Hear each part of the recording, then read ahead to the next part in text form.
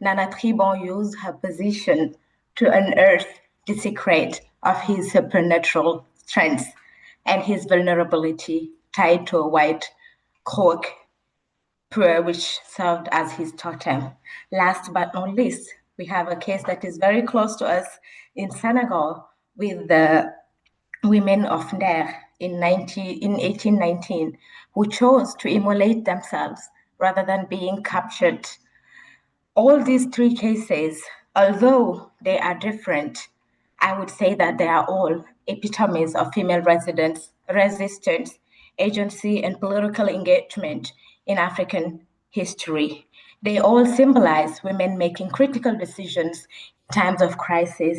That is the reason why I believe that today's talk come at the right time where we are all discussing about women's positions in the public debates, but also in the political space, which all the panelists have previously tackled. Today, I'm honored to share two panels. One is in English. It's titled Empowering the Next Generation, Youth Mentorship, and the Future of Women's Leadership in West Africa. The panel will be led by Mr. James Aperaku and Honorable Dorcas Sharon Bagobiri. The next panel will be in French. It's titled Honorer l'héritage des femmes d'Afrique de l'Ouest qui ont façonné le changement social, la transformation politique et l'identité culturelle. Ce panel sera dirigé par nos collègues l'honorable Doji Adjovi Edwige et notre collègue Monsieur Do Kone. Without any further ado, I will start with our first speaker, which is Ms. James Aperokwe. James Aperokwe is a distinguished legal professional and a relentless advocate for youth leadership. Mr. James is the founder and CEO of the African Young Leaders Foundation and the CEO of GA Technology LSC. He bridges the gap between law, technology, and activism, and is a top graduate in international trades and investment law at UPSA Law School. He has served as the president of the African Law Student Association, and he currently leads global programs at the stages of international law of Africa. So, Mr. James, the floor is yours. We would love to hear your insight on the topic. Thank you. Thank you. So let me just use this account to avoid. Thank you so very much for the wonderful introduction, Your Excellency. And it's been a pleasure to be on this call. I've really learned a lot. And I hope that whatever lesson that I've learned from our previous speakers, I'm going to put it to use as well. Yeah, so to begin with,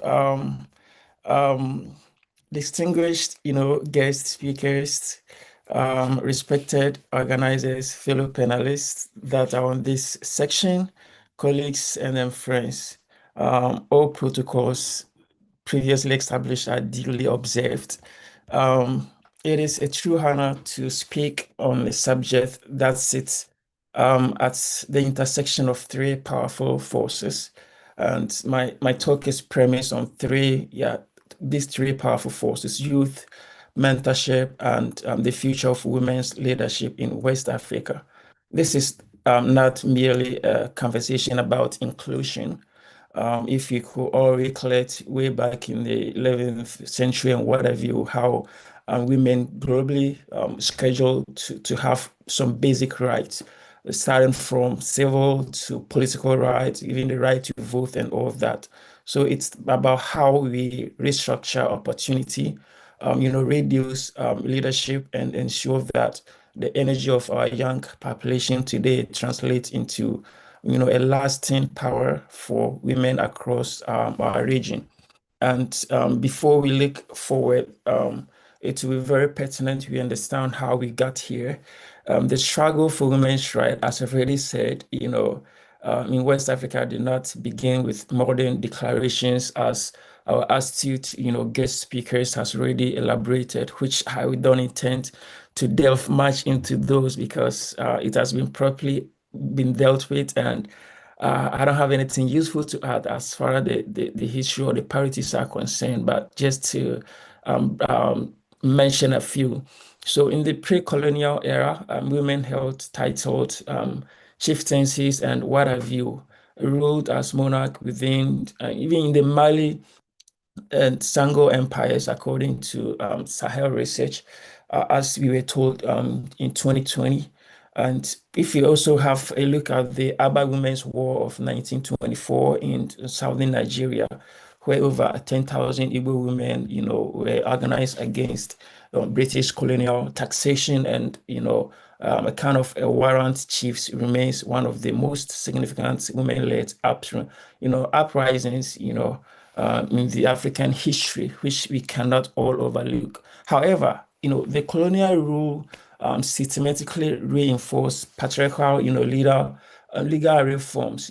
So it's featured. We look at leadership more gendered, as making it a kind of a neutral, position. So after independence, women across the region, West Africa, had to fight anew for political representations. And for example, as I've already said, Mali and Senegal women's movement pushed for inclusion in newly formed legislatures.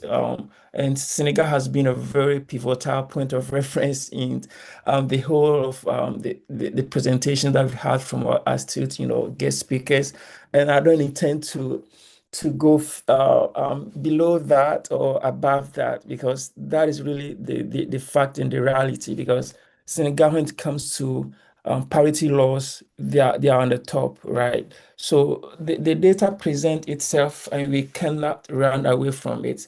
Across the sub-Saharan Africa, women hold only about like 26% of parliamentary seats on average, but West Africa lags behind, even the East.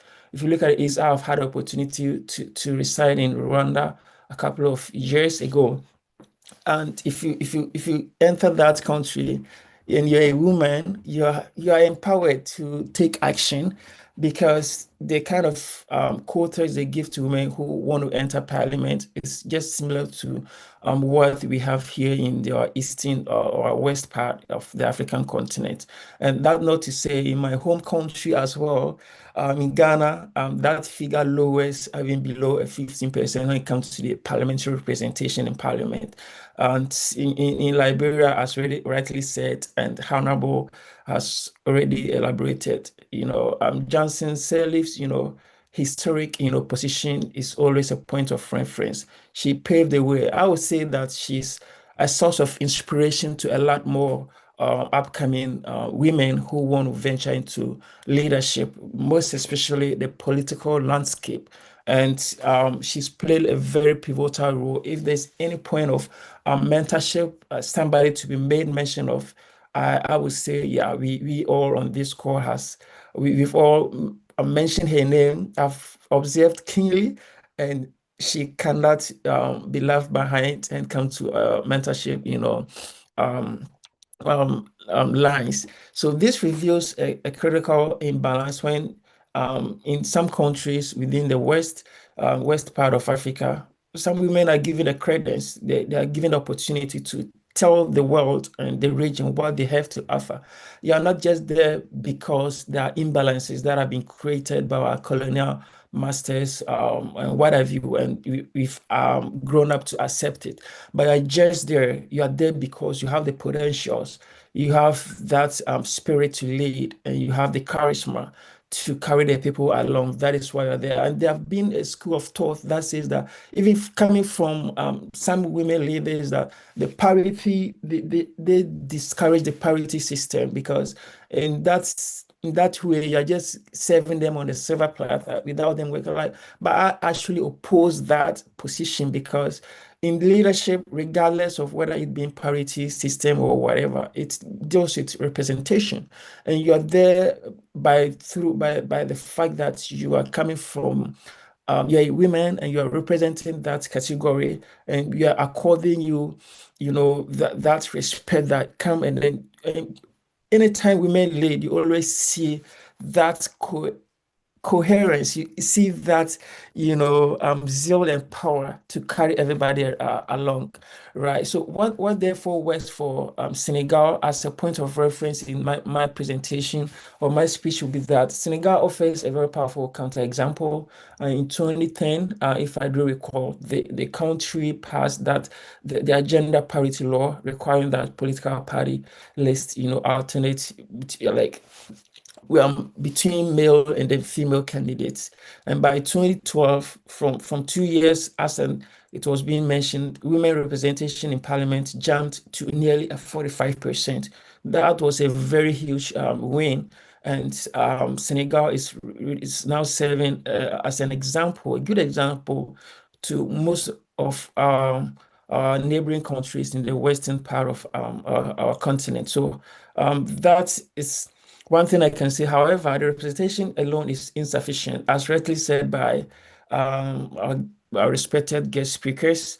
It's true representation requires influence, authority, and the ability to shape outcomes, not merely to occupy those positions. Mentorship, that comes with in most often we are very quick to mentor people, but what comes after the mentorship? Mentorship alone, I always don't see it as a pivotal point of inspiring the upcoming ones.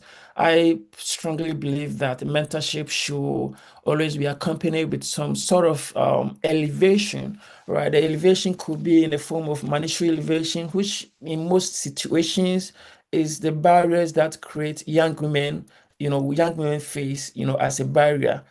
They not being able to get into some landscape that they're supposed to. For example, when it comes to campaign financing in terms of political landscape, women, they fall way below. They don't get that opportunity to be funded. Maybe for some societal reasons, we do not know. And I would think that beyond the mentorship, yeah, we should always go above that to support financially when they need be financial, campaign financing, exclusion of women in that category is not something that I will actually ascribe to, and societal expectations that prioritizes marriage over careers. That is one thing that always, kills a lot of young women coming up. We grew up in a society where if you're a lady or a woman growing up, you're meant to believe that your duty is just to be in the kitchen and be cooking.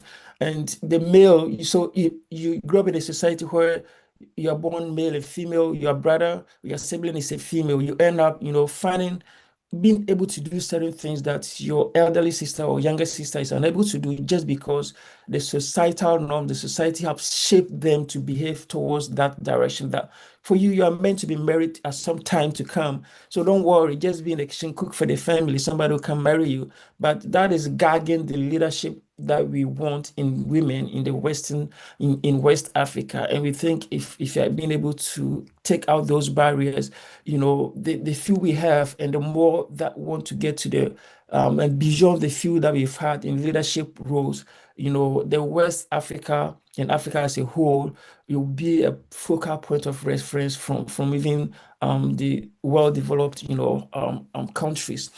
And this brings me to the situation where it levels me to, how do I put it?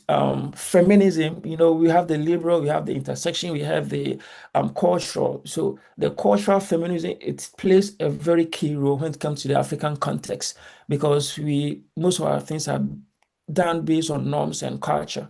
So when your culture towards that way, it affects your potential leadership skills that you might have offered to society to greater benefit. So the youth demographic makes this urgent, and for the fact that over 60% of West Africans' population is under the age of 25, according to the UNDP, in their 2023 research, it is very paramount that we have a demographic graphic advantage that few regions enjoy.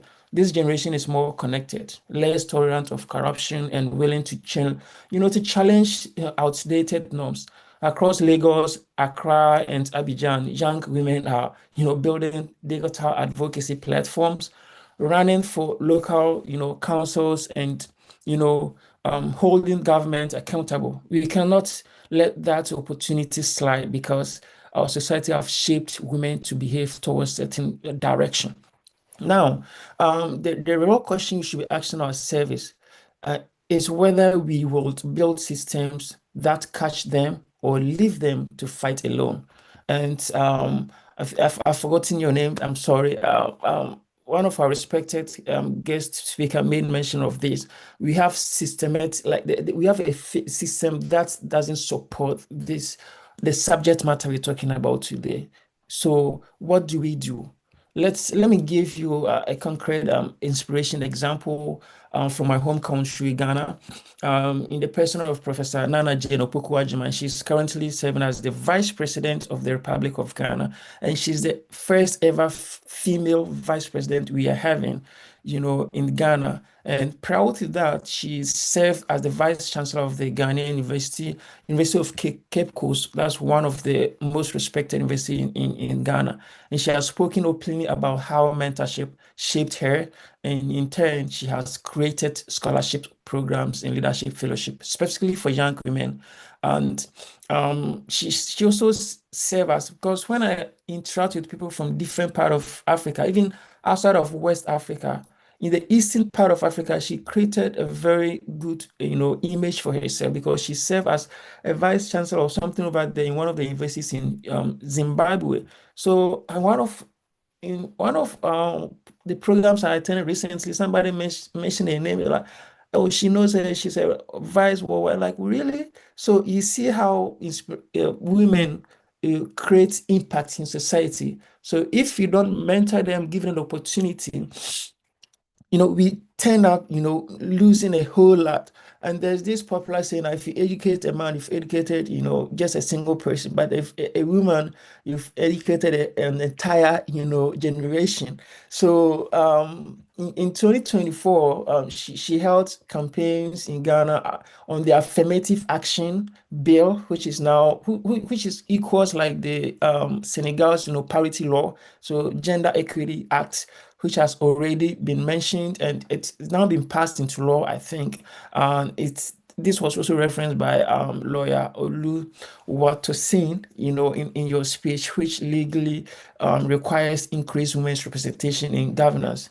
She demonstrated that individual breakthroughs when paired with active mentorship and begin to build systemic change. So the systemic change is very crucial at every stage of our discussion. Now, looking ahead, I propose three concrete actions for this room.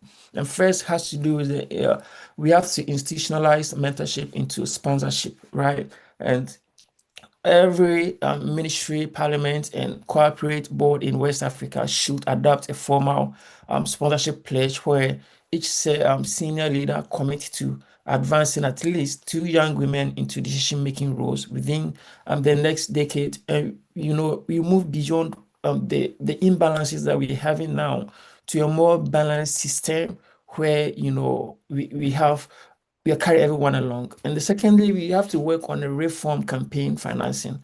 Data from Nigeria shows that women candidates receive less than 10% of the campaign funds that men do, according to the Nigeria's Women Trust Fund in 2021.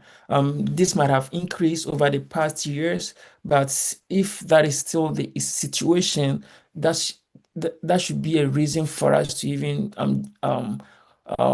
champion this particular strategic proposal. And when we talk about the West African government, they should also introduce public matching funds for women candidates under the age of 35. And once again, to make reference to Ghana, the current administration has also put in steps in establishing the Women Development Bank or something like that, purposely to be championed by women to be able to give women who want to enter into any adventure at all like easy funding for them to carry out those activities. And these are some of the systems that we want in place, not those that we are used to by our colonial masters, and we are used to believing that that is what ought to happen, right? And we also have to look at or reshape the narrative. Leadership must no longer be viewed through a gendered lens, right? So once you're a man, you should be considered to hold some higher positions other than if you're a woman. So we must celebrate young women not as future leaders, but as leaders now, whether they are running a corporate or in a rural, Burkina Faso, or a coding or a healthcare entity in Bamako, Abuja, or wherever. Okay, so not to reiterate what has been said by our respected guests and whatever, because the conversation is very centered, and I don't want to repeat myself. So, in bringing it to an end, the future of women's leadership in West Africa is not a distant aspiration. It is in an emerging reality that requires deliberate action, especially, from and for the youth. Empowering women is not an act of generosity. That's what most people sometimes think. It is a strategic necessity for sustainable development in our region, that's West Africa. And if we succeed, we will not only transform individual lives, but also redefine the trajectory of our region. And if we fail, obviously we risk limiting our collective potential. All right. So the responsibility now rests with all of us, not just to advocate for change, but to actively, build systems that make that change inevitable. Thank you so much for your time, and I hope this makes or helps. Thank you.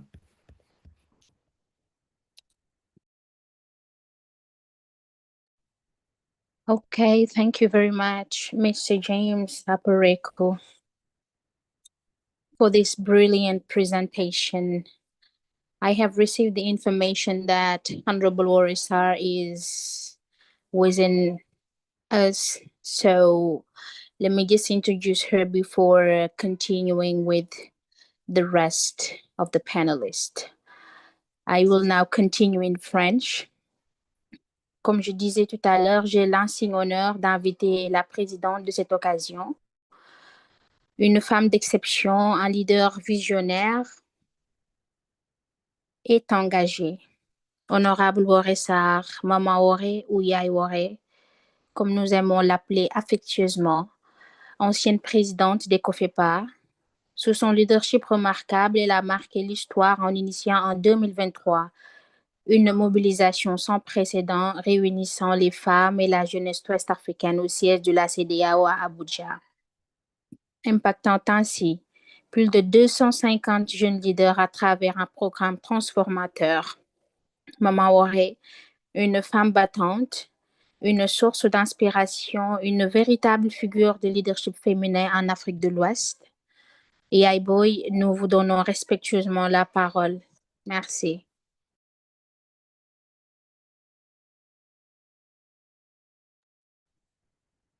Yes, the request has been sent. Can she accept it? Mhm. Merci beaucoup, merci beaucoup, merci beaucoup, mes enfants. Bonjour, la jeunesse de l'Afrique. Est-ce que vous m'entendez? Est-ce que vous m'entendez? Oui, nous vous entendons, honorable Woressar. D'accord, merci beaucoup, la jeunesse de Merci beaucoup, maman, merci. La jeunesse de la commune, de la région qui compose la CEDEAO.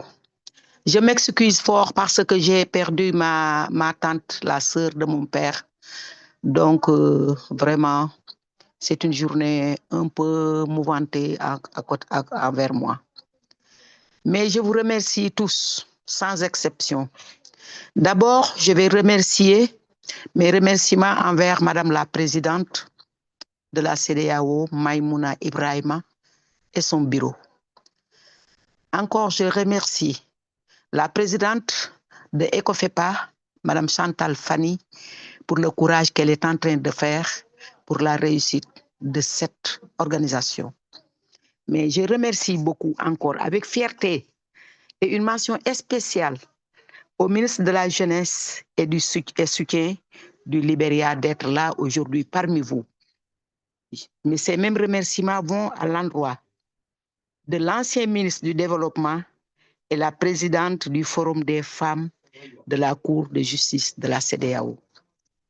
Et je ne peux pas terminer mes remerciements sans remercier toutes les autorités de la CEDEAO et enfin une mention spéciale, très spéciale, qui me va droit au cœur, tous les jeunes, filles et garçons, femmes de la sous-région par le biais de leur président.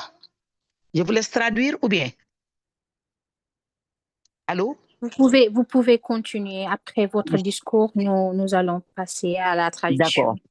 D'accord. Je remercie ces jeunes d'avoir pensé à ma modeste personne et d'être si reconnaissants envers moi, toujours en m'appelant, comme vous venez de le dire, Honorable Waré, la visionnaire, notre maman, Sunuyai. Vraiment, je ne peux pas vous dire combien je suis contente de vous entendre. Cette journée d'aujourd'hui est une journée gravée dans mon avenir et gravée aussi dans le parcours de la CEDEAO du début jusqu'à la fin. Comme j'ai l'habitude de dire, il faut beaucoup et toujours booster les jeunes à faire de la politique. Car tôt ou tard, nous serons appelés à quitter le terrain, la politique. Ces jeunes vont devenir nos dauphins et nos dauphines de demain. Le président Wade avait dit, l'ancien président de la République avait dit, dis-moi quel pays tu es, je te dirai dis-moi quelle jeunesse tu as et je te dirai quel pays tu seras. La jeunesse, il faut qu'on compte sur vous et il faut qu'on vous aide. Il faut les booster, il faut leur donner des moyens de pouvoir faire tranquillement leur devoir. Car si maman, si papa, si grand-père travaillent, éduquent, tout ça, c'est pour avoir une jeunesse exceptionnelle. Quant aux femmes, je peux prendre le cas du Sénégal. Toutes les femmes se sont réunies sans composante sans formation politique. En ce moment-là, il y avait Aminata Mbengue Ndiaye du Parti socialiste qui était la présidente avec notre veuve, Feu Awa Diop, présidente des femmes du PDS. Nous nous sommes réunis sans couleur de parti politique et nous sommes allés voir l'ancien président de la République, Abdoulaye Wade, pour lui imposer et lui demander d'imposer au gouvernement qu'il y ait une parité femmes-hommes dans les instances de décision. Bravo, son Excellence, avocat défenseur de l'Afrique. Il nous a donné l'opportunité d'avoir une femme, un homme dans toutes les instances de décision, même dans le bureau de l'Assemblée nationale, même dans les municipalités, dans le bureau de la municipalité. Ce qui veut dire, toujours, ce voyant homme disait, une femme est égale à 3 hommes. Femme est au bureau comme les hommes. Femme est au bureau comme les hommes. Femme, elle est éducatrice. Et en même temps, femme et travailleuse, c'est celle qui gère le ménage. Donc, je crois que les hommes, que nous remercions aussi, car c'est grâce à eux que nous avons eu une bonne éducation de nos enfants. C'est grâce à eux que nous travaillons avec nos enfants à l'écoute de nos maris.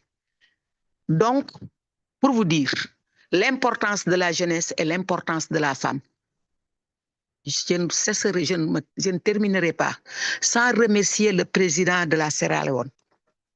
Lorsqu'on était là-bas en mission, on a fait une délégation conduite par ma sœur, my French, Véronica. Le président nous a reçus. Je lui ai demandé de nous faire respecter la parité comme le Sénégal.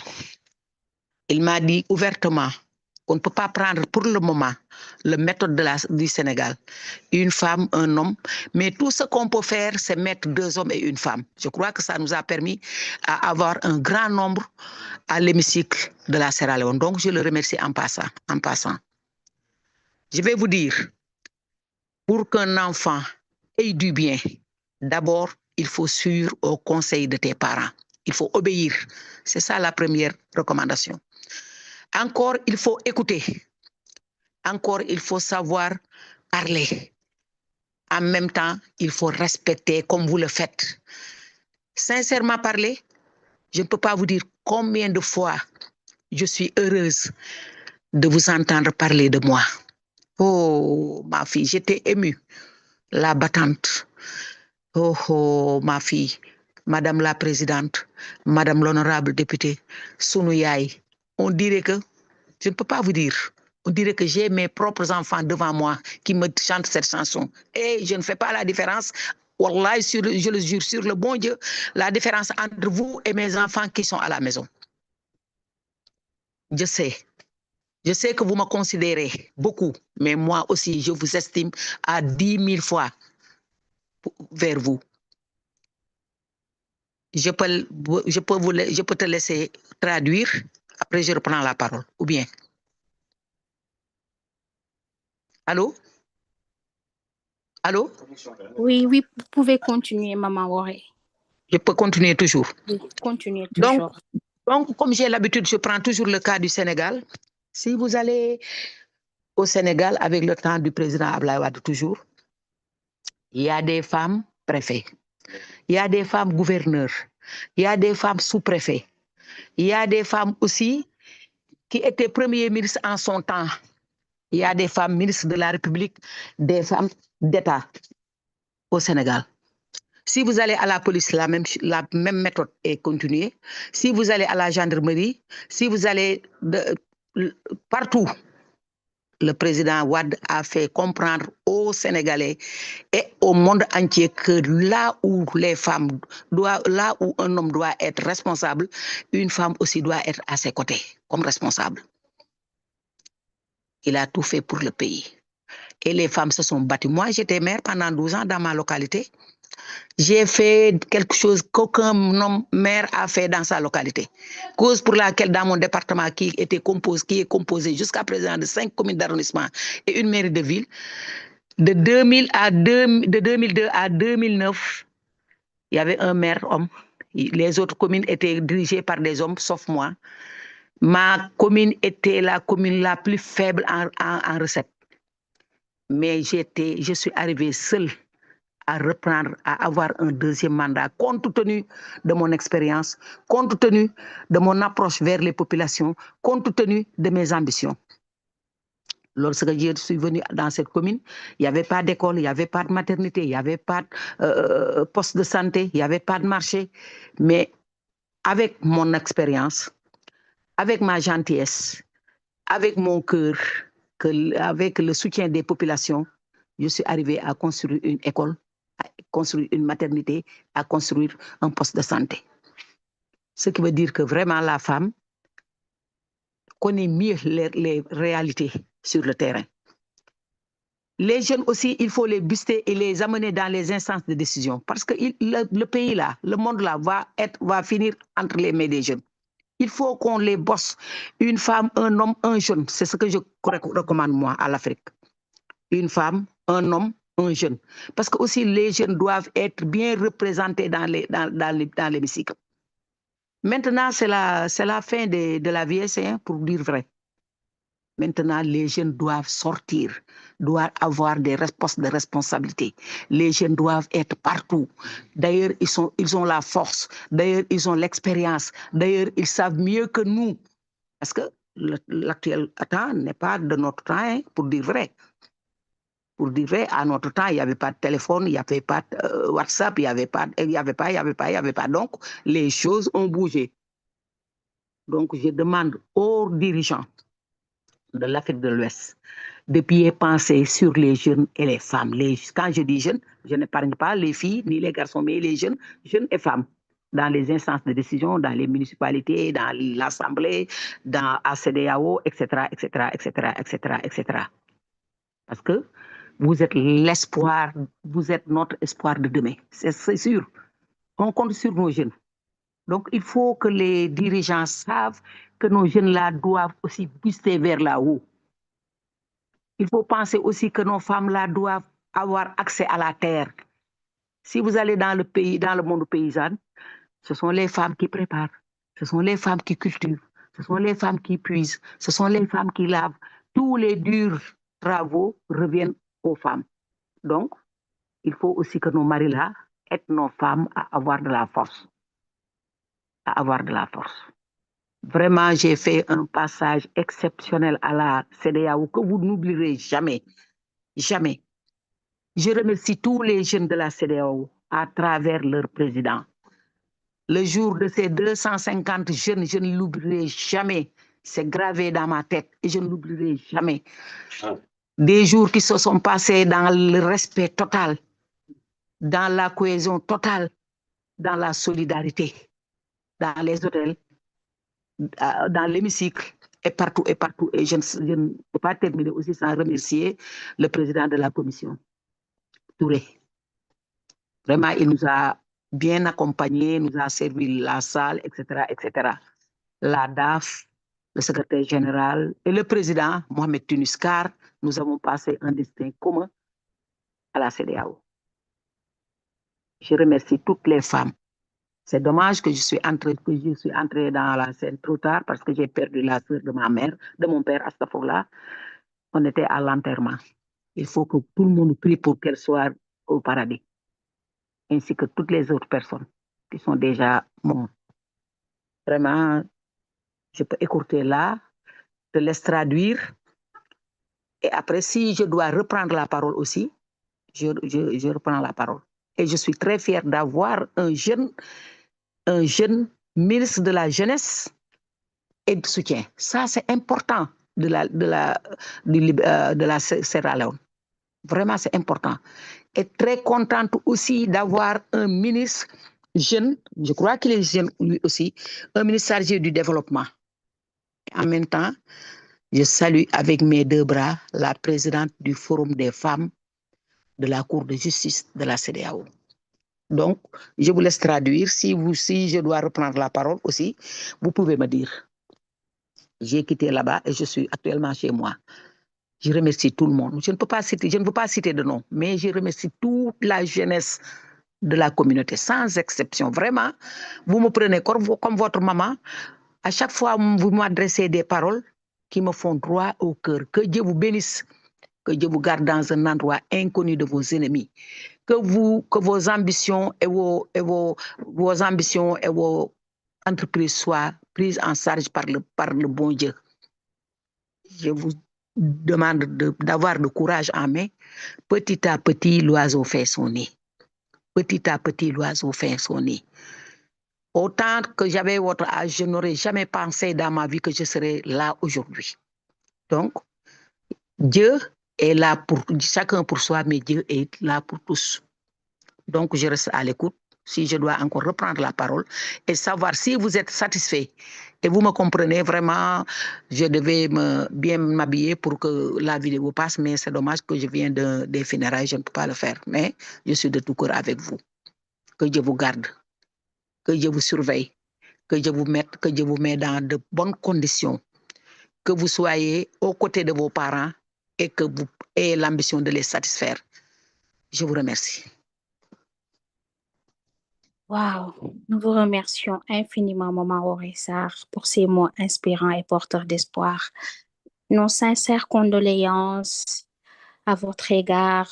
Nous partageons cette tristesse avec vous, notre maman, comme vous l'avez si bien mentionné. Nous vous aimons et nous vous estimons très sincèrement. En tout cas, votre discours nous inspire et continuera de nous inspirer.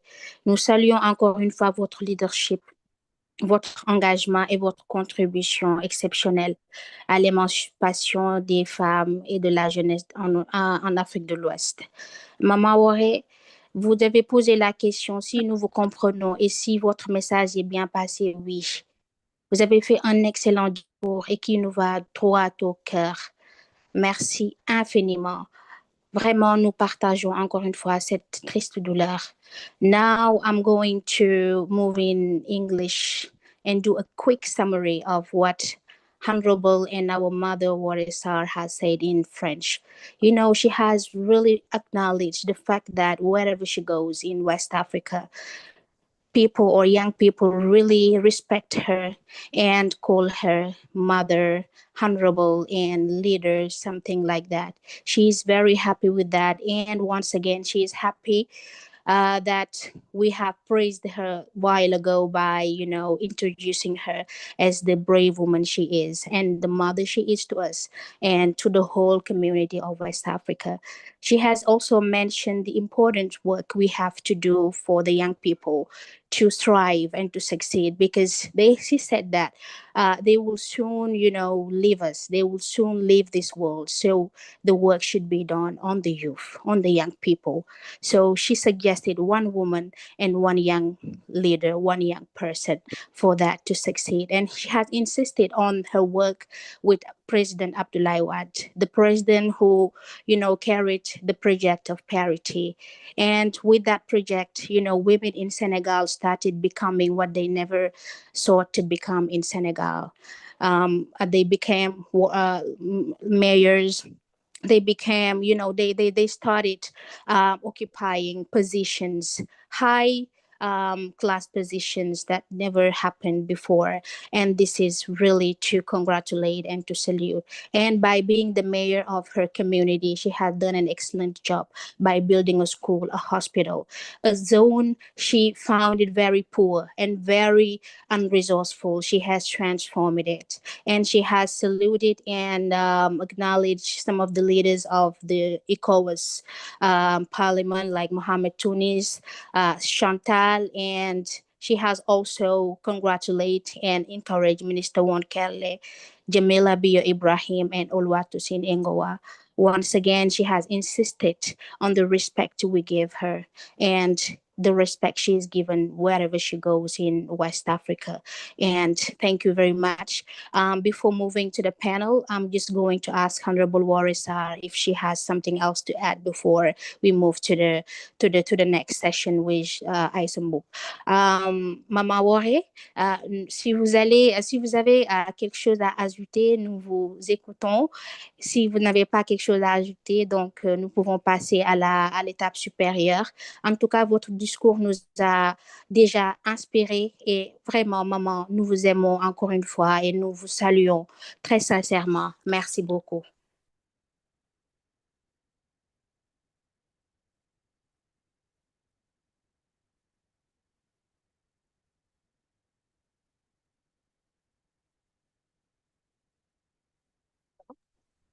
Maman Auré? Oui. Oui, je disais que si vous avez quelque chose à ajouter, vous pouvez reprendre la parole. Sinon, on peut passer à la session qui va suivre. En tout cas, je disais tout à l'heure que votre discours nous a inspiré et comme nous vous appelons maman, cela vient du cœur parce que nous le pensons et que nous sommes sincères quand nous vous appelons ainsi parce que nous avons vu faire au Sénégal et en Afrique de l'Ouest, votre leadership est incontournable et cela nous inspire encore une fois. Donc, je vous écoute si vous avez quelque chose à ajouter, sinon on passe à la session qui va suivre. Oui, comme je l'ai dit tout de suite, toujours que les enfants, je souhaite beaucoup qu'ils aient des grandes responsabilités partout dans le monde et surtout en Afrique de l'Ouest, mais dans le respect, dans la politesse. Je ne vous apprends pas parce que je sais que vous êtes poli, vous avez du respect, cause pour laquelle à chaque fois, depuis que j'ai quitté la CEDEAO, vous ne cesserez jamais de m'honorer, vous ne cesserez jamais de dire des mots aimables à ma personne. Donc, comme je l'ai dit, je crois que le premier député le moins âgé du Sénégal a été créé par Abdoulaye Wade. Dans le gouvernement de l'alternance, Abdoulaye Wade a créé un jeune ministre. Il est le premier à créer un jeune ministre dans son gouvernement. Comme je l'ai dit, nous devons compter sur vous et nous compterons sur vous. Nous devons compter sur la jeunesse de la communauté et nous comptons sur vous. Je crois que, et je pense bien que la présidente Maïmano Ibrahima est dans cette lancée. L'Afrique a besoin de vous. L'Afrique a besoin de ses fils et de ses filles. L'Afrique a besoin de ses enfants dignes de ce nom. Car nous, Africains, nous avons de la vergogne. Nous avons de la dignité. Nous avons une vision aussi très lointaine, surtout nos jeunes maintenant. Donc, je vous souhaite tout ce qui est de bon à vos endroits. Que vous épousez des femmes dignes, c'est normal. Vous êtes des jeunes ou bien des jeunes filles ou des jeunes garçons. Vous devez vous marier, mais avec respect. Parce que nous, Africains, nous avons du respect envers tout le monde. Vraiment, je demande au bon Dieu, le tout-puissant, le tout grand puissant, qui est maître de tout ce qui se passe dans ce monde, qu'il veille sur ma jeunesse, sur la jeunesse de ma communauté. Vraiment.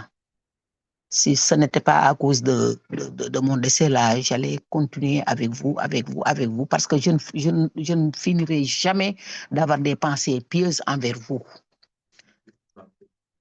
Je suis là pour vous, aujourd'hui, hier, demain ou aujourd'hui. À chaque fois que vous avez besoin de moi, je suis disponible. Même s'il faut se déplacer, je peux me déplacer pour venir voir mes enfants, là où vous voulez.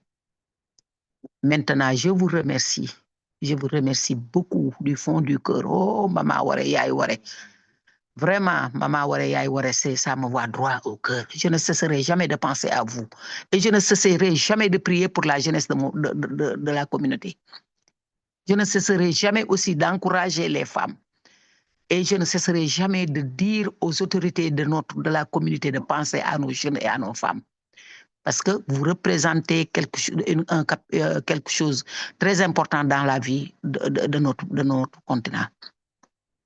Maintenant, je déclare ouvert le forum avec plaisir.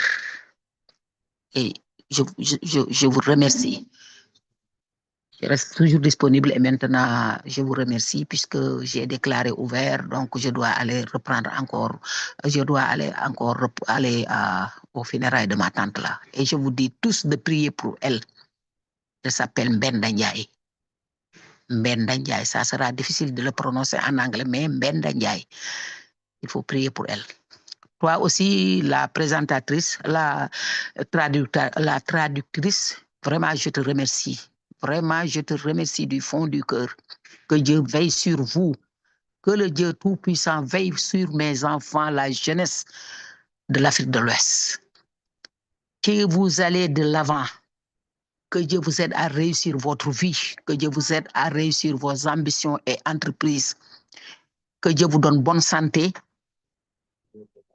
Que Dieu vous donne bonne santé et que vous soyez les futurs leaders de l'Afrique de l'Ouest. Personne ne peut dire que parmi vous, il n'y a pas un président de demain. Je ne peux pas le dire moi et je le souhaite. Présidente d'une république ou bien président d'une république, ça peut arriver, ça dépend de Dieu. Seulement avoir la volonté et la politique, c'est tout. La politique n'achète rien, mais peut tout acheter dans cette vie-là. Donc, je vous remercie. Je vous remercie 10 000 fois. Je prie pour vous matin et soir.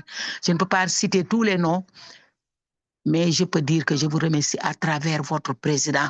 Et je n'oublierai pas aussi de prier pour Ibrahima de la Sierra-Leone. Vraiment, à tout moment, il m'envoie des messages écrits. Vraiment, lui aussi, il pense toujours à moi, mais sans oublier le fils sénégalais qui est Hakim.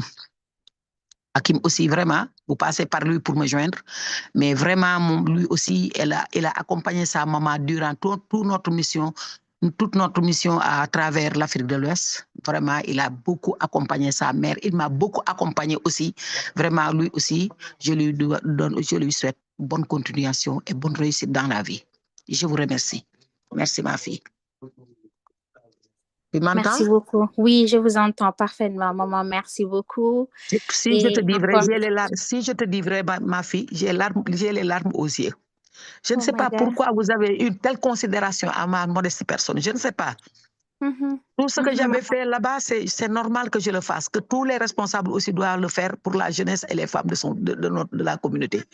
Pour te dire vrai, j'ai les larmes aux yeux. Vraiment, je ne comprends pas pourquoi vous avez une telle considération envers ma modeste personne. Mais que Dieu vous garde. Merci beaucoup. Que Dieu vous garde vous aussi pour que vous témoigniez encore de plus d'années et que vous nous accompagniez sur notre route, maman. En tout cas, votre discours nous touche parce que c'est quelque chose de très grand pour nous, jeunesse ouest-africaine. Merci beaucoup, maman. Et encore une fois, n'oublions pas de prier pour Mbenda Ndiaye Donc, our heartfelt prayers for Menenjai, the deceased person, the person who just passed away is her aunt. So she is asking for us to pray for her.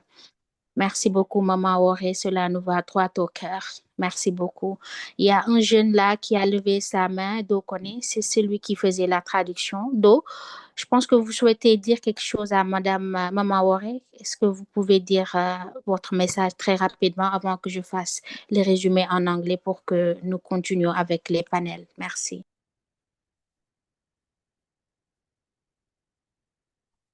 Maman Auré, il y a un jeune qui souhaiterait vous dire. Oui, il n'y a pas de problème. Si vous avez des questions à poser, hein, je suis disponible. Il n'y a pas de problème. James, can you please unmute Dokone, please? Yes. Je souhaiterais donner ce petit témoignage de quelques mots. Tout à l'heure, entendant notre maman parler, j'ai eu beaucoup de frissons parce que moi, personnellement, je suis de la Côte d'Ivoire. Je suis le vice-président de WAYA Côte d'Ivoire et j'ai eu l'insigne honneur de participer à Ecofepa, à la première édition d'Ecofepa, euh, comment on appelle ça, à Abuja. J'ai été avec l'honorable Madame Sarr. On a fait les photos ensemble. J'ai vu son engagement pour la jeunesse. Et on est parti ensemble jusqu'à Abuja et on est revenu ensemble. Franchement, l'entendant parler en ce jour, nous encourageant, donner un message aussi profond et émotionnel en même temps, je ne sais pas quoi dire si ce n'est que lui dire merci. Et je pense que la lutte va encore continuer. Merci beaucoup, maman, et que Dieu vous fortifie et qui vous donne je vais dire, la longévité et la force de toujours Amen. donner ce courage-là. Merci infiniment. Amen. Merci beaucoup, maman. Donc, le message est passé. Merci beaucoup, honorable Est-ce qu'il Do. y a un autre qui veut prendre la parole? Oui. Je pense que c'était lui seul. Donc, oui, on va. Oui, maman, merci beaucoup. En tout cas, vous nous avez touché. Hein? C'est moi aussi, hein, j'ai presque les larmes aux yeux. Je sais que j'ai même les larmes aux yeux. Merci. Peut-être Dieu va nous donner l'occasion de nous retrouver, nous tous, autour d'une table, faire une discussion. Je ne sais pas ça sera au Sénégal ou à Abuja ou bien dans un autre pays de la sous-région. Vraiment, je suis hâtée de vous revoir encore, de revoir mes enfants, de revoir la jeunesse de la communauté, de revoir des enfants qui ont l'ambition d'aller au-devant de leur pensée. Donc, Dieu est grand. Je prie Dieu qu'il me donne la force encore de vous revoir autour d'une table, en train de discuter avec mes enfants de cœur, avec mes enfants que j'aime, que des enfants que je porte dans mon cœur. Dieu est grand et je souhaite à ce que Dieu me donne l'occasion pour ce grand événement encore. Dieu est grand.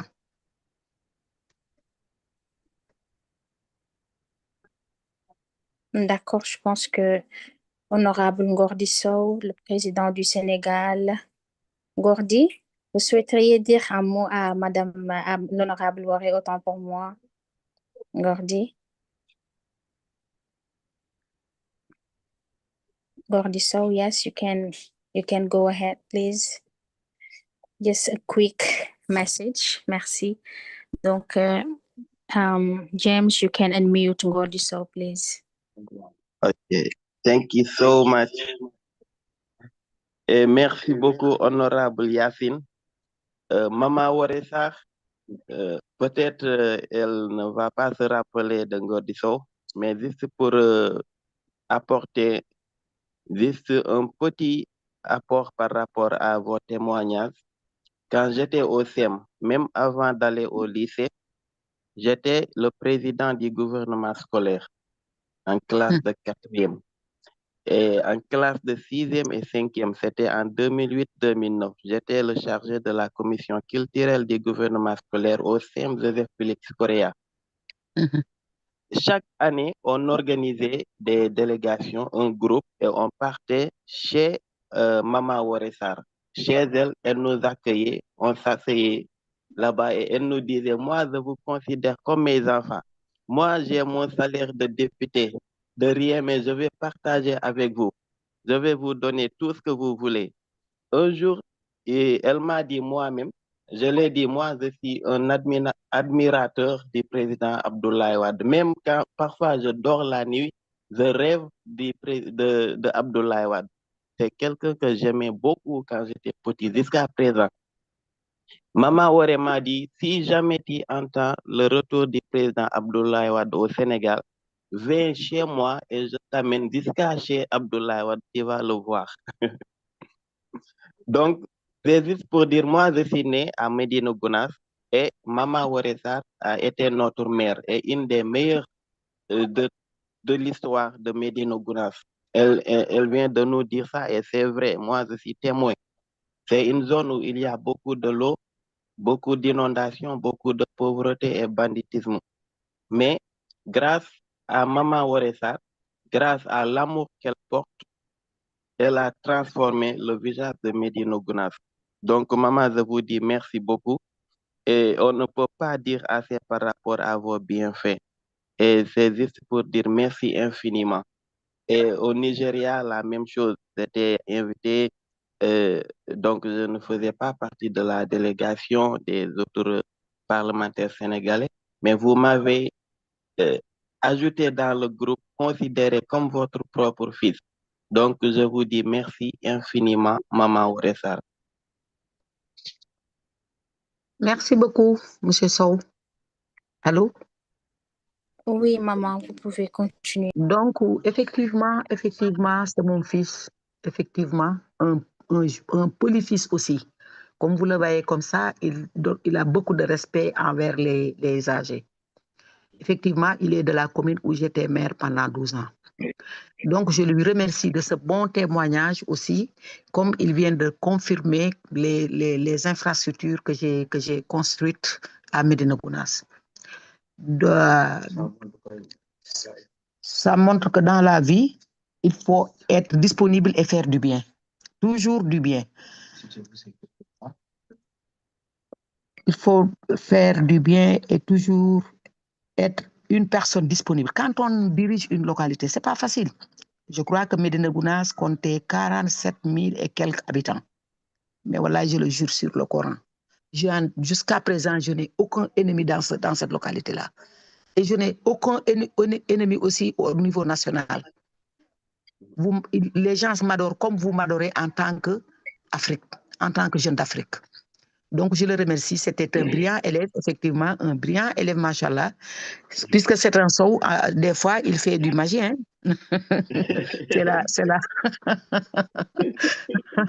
C'est la, comment, je le taquine parce que Sow et Sarr au Sénégal sont des, je ne peux pas vous l'expliquer en français. Donc, il est gentil, il est bien, il est respectueux.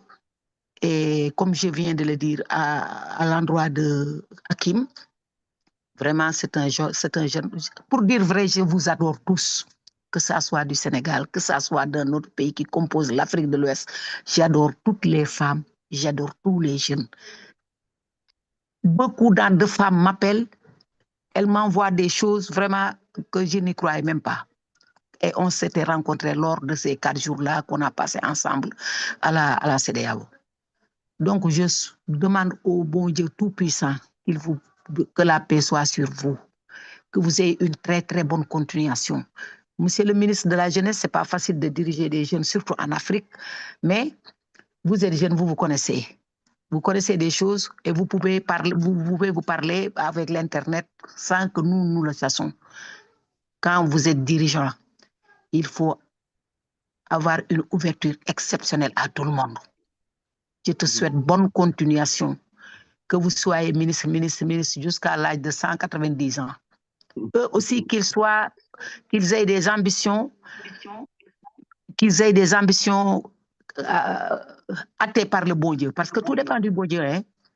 Que ceux qui sont là parmi vous soient des députés, que ce soit femmes ou jeunes, des ministres, des présidents. Tout c'est facile, tout c'est possible avec le bon Dieu. Donc, pour dire, en grosso modo, que Dieu vous garde, que Dieu réalise vos ambitions, que Dieu vous donne longévité, que Dieu vous donne beaucoup d'argent et que vous pouvez gérer vos familles. Je vous remercie. Je crois que s'il n'y a pas d'autres questions, est-ce que je peux quitter pour aller à mes funérailles là? Sinon, je suis disponible. Oui, parfaitement, maman. Merci beaucoup. Toi aussi, que Dieu te donne une bonne voix, vraiment. On dirait que c'est une Française qui traduit, hein. Merci. Oui, maman. Tellement intéressant. Bonjour, maman. Maman Waré. On dirait que c'est une Française qui vient de Lyon qui traduit, hein. Merci. Merci beaucoup. Tandis que moi, quand je maman. parle de loin, on dit que c'est un homme qui parle. Tant que tu ne peux pas venir me voir, tu ne vas pas dire que c'est une femme. Non, c'est une femme, c'est une femme. Moi, oui, c'est-à-dire mon cas, je te dis mon cas. Quand je parle de loin, quand quelqu'un entend la voix, il se dit, mais cet homme-là qui parle, c'est qui? Tant qu'il n'est pas venu me voir, il ne saura pas que c'est une femme, il dira que c'est un homme. Contrairement à ma fille, on dirait que c'est une Française qui vient de Lyon, qui parle, qui traduit. Merci. Bien des choses à l'ancien ministre, à la présidente de la cour de la CEDEAO, et à tout le monde, et à Madame la présidente aussi, à M. Tunis, à qui on a fait un passage commun à la CEDEAO, et ma sœur Véronica. C'est elle qui m'a remplacée, c'est elle qui m'a succédé. Elle a fait aussi un travail exceptionnel. Mais mention spéciale au nouveau groupe, au nouveau bureau dirigé par Chantal Fanny, ma fille de la Côte d'Ivoire. Elle aussi, c'est ma fille de cœur. D'accord. Elle est ma fille de cœur. Ok. Merci beaucoup, Maman Auré, encore une fois. Je pense que nous allons juste vous permettre de repartir, continuer votre engagement pour le deuil. Nous vous remercions pour nous avoir accordé cet espace parce que en ces moments de difficulté, de tristesse, c'est pas évident de répondre à cette invitation. Merci encore une fois. Now I'm going to do the quick summary in English.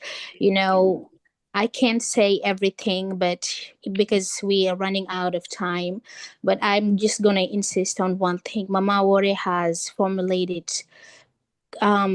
outstanding prayers for all young people here present and for all young people across West Africa.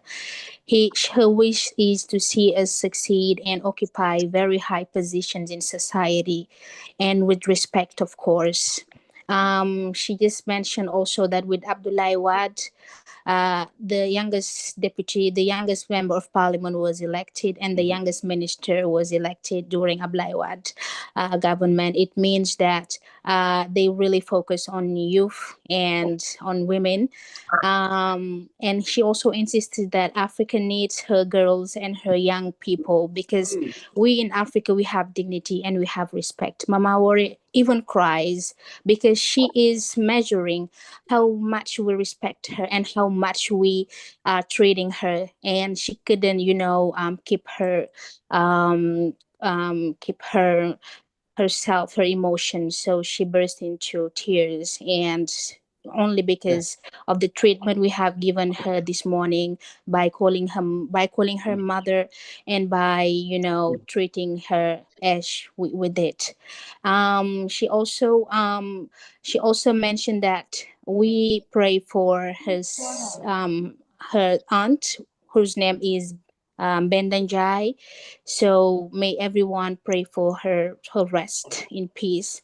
And she acknowledged also Ibrahim and Hakim, two young leaders within our assembly. Hakim is in the West Africa Youth Assembly. She used to accompany his mother and herself, Warisar.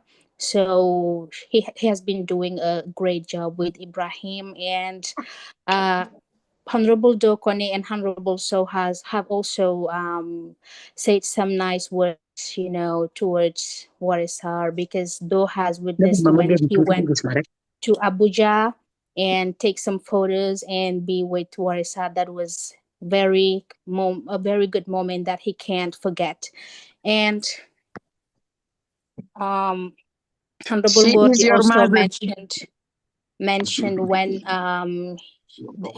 he was a young boy, and president of the school government of his school, Mama Wore used to share her salary with them, and he cannot forget it. So these are very high witnesses that we wanted to share with you. So now let's move to the next panel. I have the honor to call upon Isambop to moderate the next part of this session. Thank you very much. I hope to have given like the summary very well. Okay, thank you, Honorable Isa. If you hear me, you can take over. Yes, thank you so much, Honorable Yasin. I can't help also to thank our mother, Honorable Waresar, for her interesting speech that is empowering all of us. And thank you so much, our colleague, James Apereku. I think your presentation was really brilliant. And thank you so much for coming back to women's occupation, starting from pre-colonial Africa, but also during colonization and modern day post-colonial African nations. And your presentation really made me think of Oyoronke Oyewumi's very well-cited work, which is called The Invention of Women. And it was published in 1997. So I think it's a good read for anyone interested in gender dynamics in Africa before colonization, and how she argues that Yoruba land, but also many African nations, were genderless in terms of language. And thank you so much also for reminding us the necessity of calling for true representation of women, of also believing that mentorship is not enough. We need more than mentorship. We need transparent sponsorship. So without any further ado, I will move to the next presentation. Then Honorable James, after I will come back to you for the questions. Our next presenter is our colleague, Honorable Dr. Sharon Bagobiri, whom you all know, I'm sure. And Dorcas is an international relations expert whose career is a masterclass in public service and diplomacy. For her early days at the ECOWAS Parliament, she was serving as the special assistant to the governor of Kaduna State and legislative aide at the Nigerian National Assembly. Dorcas has constantly been at the center of governance. She's currently the head of the regional programs for WAYA, and she was recognized in 2023 as a young and exceptional African. With her background in international affairs and diplomacy, Honorable Dorcas brings an understanding of how policy can be used to mentor and uplift the next generation of leaders. Honorable Dorcas, the floor is yours.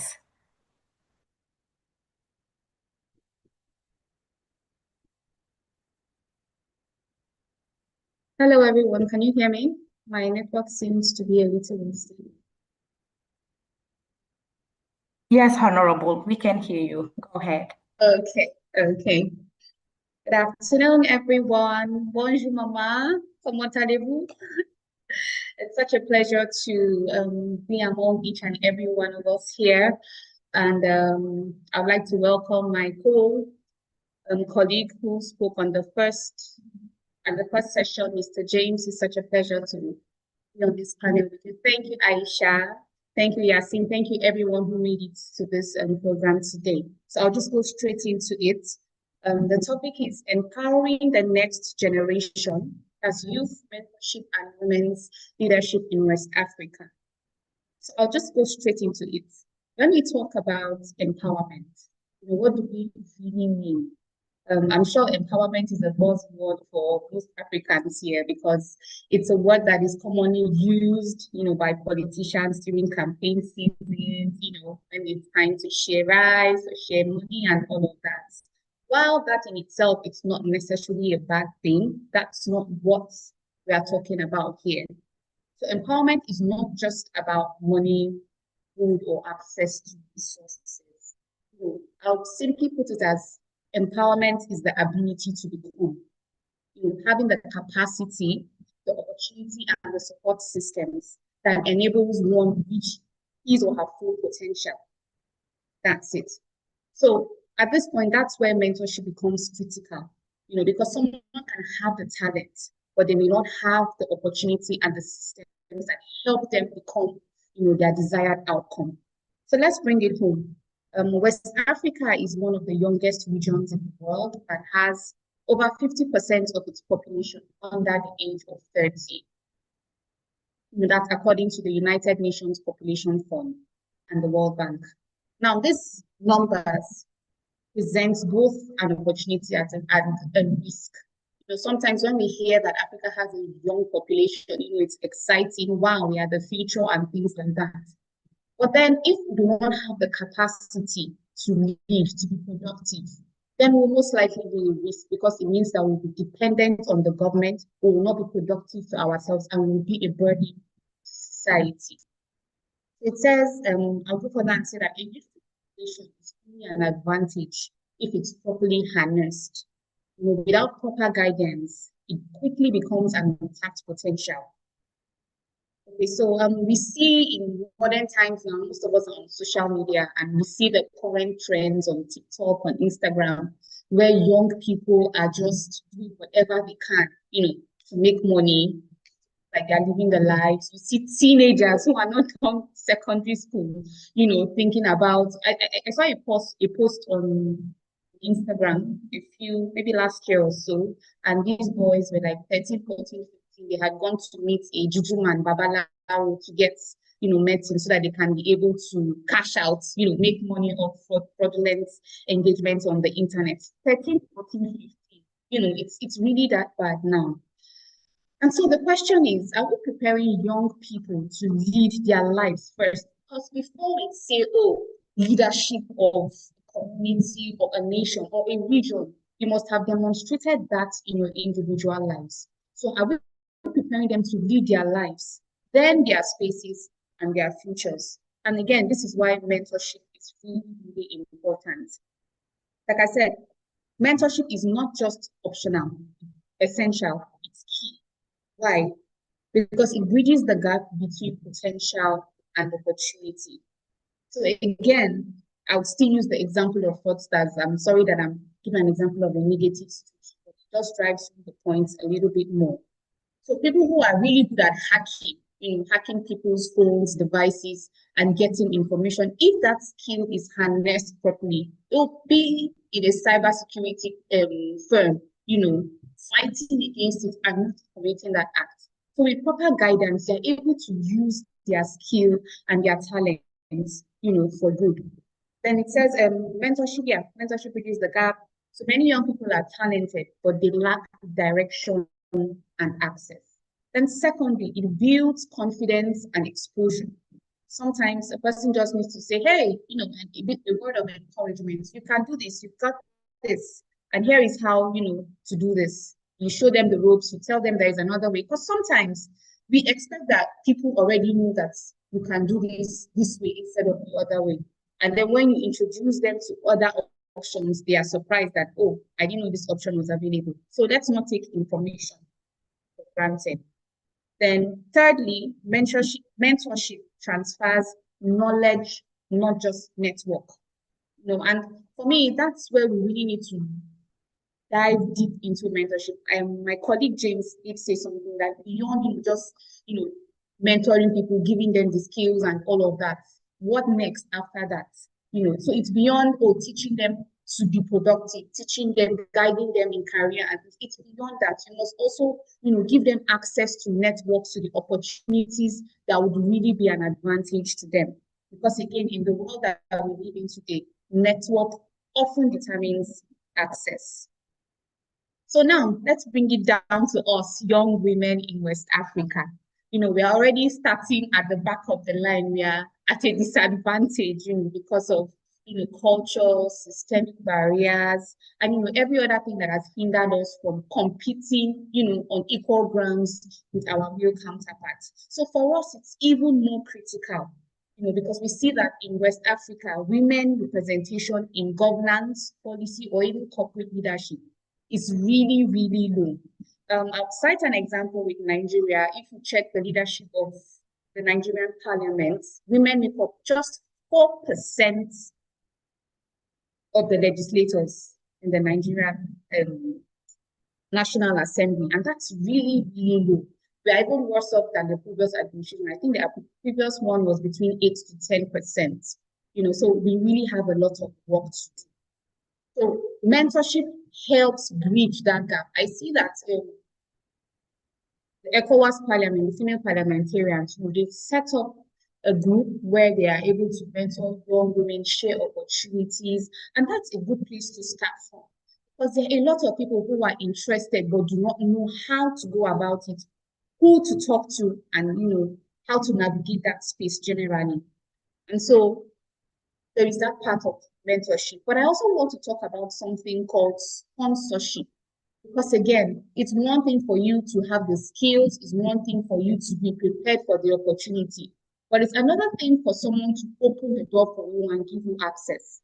That is what sponsorship is all about. They advocate for you, they open doors, they recommend you and push you forward. Sometimes you just need that push. We think we are not ready to handle the responsibility, but someone who has, watched you grow, has seen you handle responsibilities, to say, you know what, I saw this position and I recommended you for you because I knew you can do this. That's the work of a sponsor. So we also need that as well. So what can we all do at this point? I'd say at individual levels, we need to go beyond certificate. I'm kind of on this table as well because there was a phase of my life where, every, lesson, every course that comes out, I'm pursuing, I'm busy, just trying to gather the certificate. But beyond that, you need to build the skills so that you're able to defend your certifications as well. Then show up consistently. Visibility matters. The world that we live in, you can't afford, to be laid back and not be seen. You have to put yourself out there and be consistent about it. People are watching. Those who you think are not paying attention and seeing how you show up every day. And one day it will all fall in place. Thirdly, I would say learn to manage relationships intentionally. I'm really big on this because we've seen situations where people are given the opportunity to meet with, successful people, but they are unable to handle that access. And then before you know, that door closes and you do not have the opportunity again. Now, at the community and international level, we can create structured mentorship programs. I'm all for mentorship. Invest in leadership training for young women. Because again, it's okay to have the passion, it's okay to have the talent, but if you do not know how to go about your business, you will not be successful. Then build safe spaces for learning and growth. And at the policy level, support inclusive policies. At the last assembly, we presented a bill to women bill, it was submitted, and unfortunately it didn't pass because there are a lot of things in the Nigerian constitution that prohibit women from enjoying the full rights that men do. And I'll give an example. As a Nigerian woman, if I marry a foreigner, that does not automatically grant does not grant my spouse the right to become a citizen, as opposed to a man, a Nigerian man marrying a foreigner. His wife, will go through the process and then she becomes a Nigerian citizen. So why that dichotomy? I mean, it's 2026. Why are we still dealing with things like that? So we must push for inclusive policies and ensure that every Nigerian is treated equally, irrespective of gender. Then we see can also increase funding for women-led initiatives. The current bill that is being pushed now is the reserved seats bill for women. They are saying that the disparity between men and women in National Assembly in leadership is too wide. We need to close that gap. So what is this bill about? We're not saying, seats should be secured for women eternity for eternity forever. Women can just go in and then they have the seat. No, but at least for 4 years, for 8 years, for 12 years, whatever we are able to negotiate and agree on. For a certain period of time, really, women should be allocated that time to be able to catch up, to be able to make their own impact in that space. Then we can now level the playing field and everyone can compete, based on their own merits, and then strengthen the pipeline from education to leadership. Now, you wonder, does mentorship really work? Are we just speaking theories? We've seen it work in Rwanda. Again, my colleague James did mention how Rwanda is really doing great in how its women are very well represented and very comfortable in the country indeed. And then we see that the Int'l Foundation in Rwanda, they are a mentorship platform, and they work really close with the government, and it connects young women with accomplished leaders. We know that Rwanda has one of the highest rates of women in parliament globally, not just in Africa. I mean, it's one of our people, you know, Africa, and it's something to be proud of, but it's also something that we can copy it's from them. They have roughly about 64% of women in parliament. That's higher than men. And well, I mean, it's not a competition, but it's just a beautiful thing to see that they have the opportunity to compete for these positions, and then they have it. And they said women also hold about 50% of their ministerial positions. Now, beyond all of this, it's also in their constitution, because the constitution of Rwanda mandates that there's a minimum of 30% of women in all decision-making positions. So this one is even beyond policy, it's in their constitution. It's a constitution, it has constitutional backing. So this gives it more legitimacy. People are now more intentional and conscious about creating spaces for women to thrive, especially in decision-making. So this Int'l Foundation now, what they do is, I think the first lady is the chairman of the foundation. So that already gives some form of access and influence for them. And connect young men, not just women, there are other opportunities for young women as well, but generally it gives opportunity for young women, you know, to grow through education and connect with leaders. And already we can see that there is a pathway for women to be able to get to leadership position based on what is working in Rwanda, and it can be replicated in other regions of West Africa as well. So this shows that mentorship was done intentionally and supported by policy. It's important to have women in governance and policy because representation matters for development outcomes. If we have 50% of the population being women, but you're relegating them to just domestic or minimal work, then we're not taking advantage of the economic potential of that nation. So it's beyond power tussle. It's also an economic strategy. It says it also demonstrates, that's what Rwanda does, it also demonstrates inclusive development that reflects the people that it serves. If the leadership has 80–90% of men and 10% of women, that does not reflect the true state of the nation, because men and women, the figures are almost around 50-50, if you don't even have more women. So leadership must reflect the people that it serves. So on a final note, I'd like to say that the future of leadership in West Africa is not ahead of us, it's already here. So what are we doing to prepare the generation to lead? Mentorship is one way to do it. It's not all, but it's one way to do it, because mentorship and opportunity results in impact. But mentorship combined with strong system and policies creates lasting change. The future of women's leadership in West Africa will not happen by chance. It will happen because we choose to mentor, support, and influence one another. So I thank you for the opportunity to share my thoughts on this. And hey, we'll have more conversations during the question and answer session. Thank you. Thank you so much, Honorable Dorcas, for your brilliant presentation. And I think it touches a lot to also what our colleague, Honorable James, talked about, how about mentorship alone is not enough. It needs to be sustained by other actions. And I am quoting you again when you said that mentorship isn't optional, it's essential. And I believe it is what gathered us today to see the ways in which we could make a mentorship really essential in the ECOWAS regions. And I also appreciate how you beautifully points out the relevance of transferring knowledge, not just network. And you mentioned the case of Nigeria, with only 4% of legislators at the parliament who are women, which means that there's a lot that needs to be done to have a better inclusion of women in the political sphere. Last but not least, visibility matters.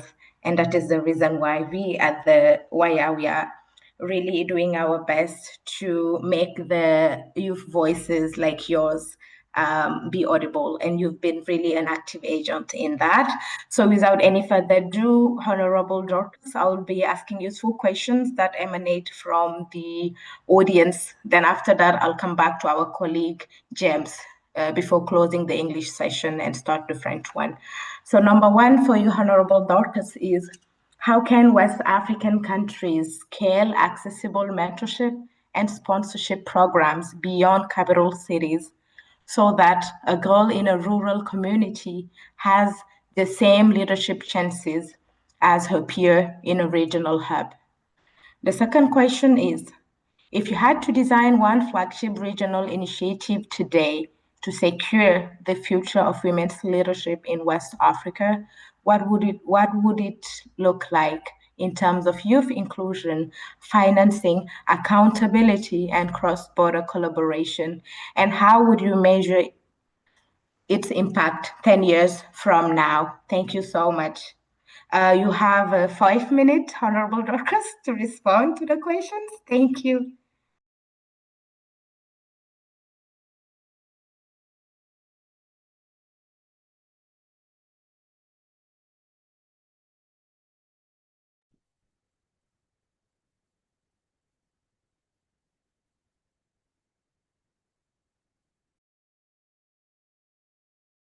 Honorable Dorcas, yes, you have the floor. Maybe James, you could help in unmuting her.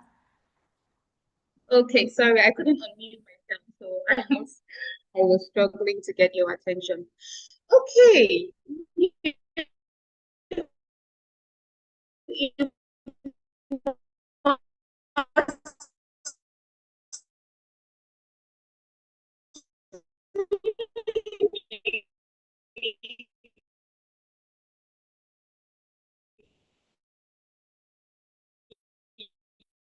You need to ask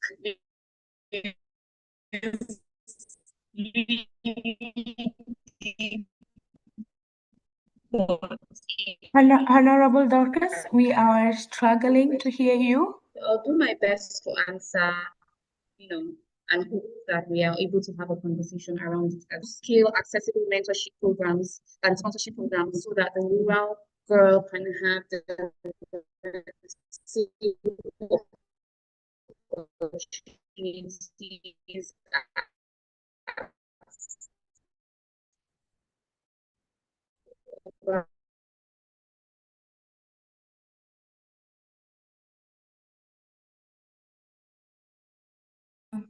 Honorable Dorcas, I believe there's an internet issue. We couldn't hear you well, so maybe you can just start over.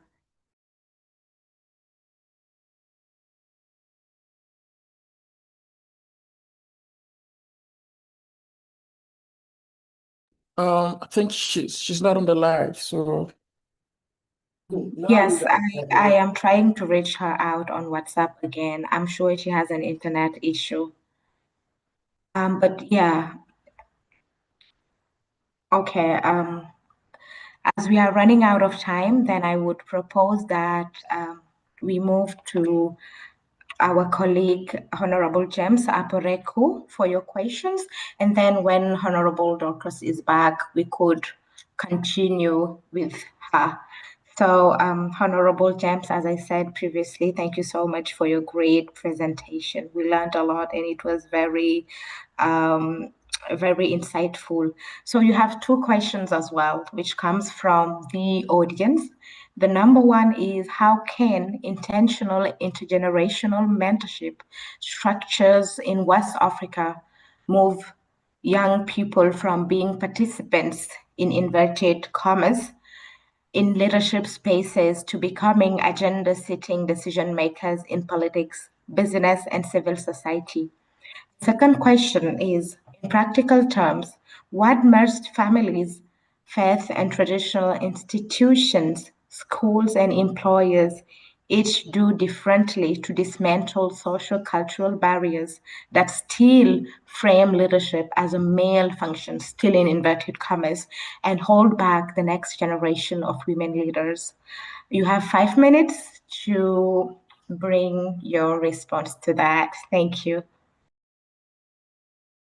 All right. Thank you so much for these wonderful questions. And 5 minutes, okay.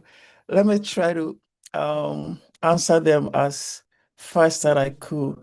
So to begin with the first question, it's premised on mentorship, moving youth from mere participants to gender setters, or still premise on intergenerational, kind of trajectory. To begin with, that's exactly um,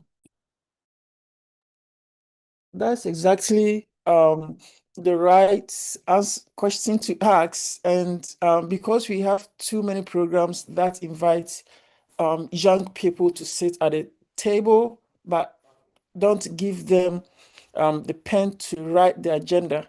For mentorship to move young people from participants to decision makers, I'll say that first, we have to reverse the mentorship model, as I've already indicated in my presentation, in a very simple way. Instead of only older leaders, mentoring young ones, we need reciprocal mentorship. Young women in West Africa today understand digital organizing, crypto economics, and kind of climate adaptation in ways that many senior leaders don't. Imagine a young 23 or 25-year-old activist teaches a parliamentarian about online advocacy. That young woman stops being a beneficiary and becomes a peer. So I have seen this work in Sierra Leone, stand to be corrected, where youth-led accountability groups such as the Youth Partnership for Peace and Development, and Youth and Child Advocacy Network, and several others now co-design, legislative tracking tools with members of parliament. That is very instrumental. And the other one I can talk about has to do with create shadow decision-making spaces. Before young people can set agendas, they need practice. I recommend that every ministry and corporate board in West Africa establish a youth shadow council that meets before every real board meeting. Their recommendations are recorded and publicly responded to. For example, in Ghana, the National Youth Authority piloted this with the Ministry of Education, and 3 of those shadow council members are now policy advisors. That is the pipeline we all want. Okay. So in a nutshell, with response to the first question, intentional intergenerational mentorship isn't about older people guiding younger people. I see it to be more of about older people systematically handing over authority and then getting out of the way. That is how leadership works. Now, to answer the last question, um, what families, faith institutions, schools, and employers must do differently? I think that is the import of that question. I would say that this is where the real work happens, because laws don't raise children, families, mosques, churches, and classrooms do those. Right. So let me go sector by sector, but I'm going to just try to measure because my time is limited. Let me start with the family. I'll just mention the family and faith base briefly. So, for example, families, the single most practical change is around domestic labor.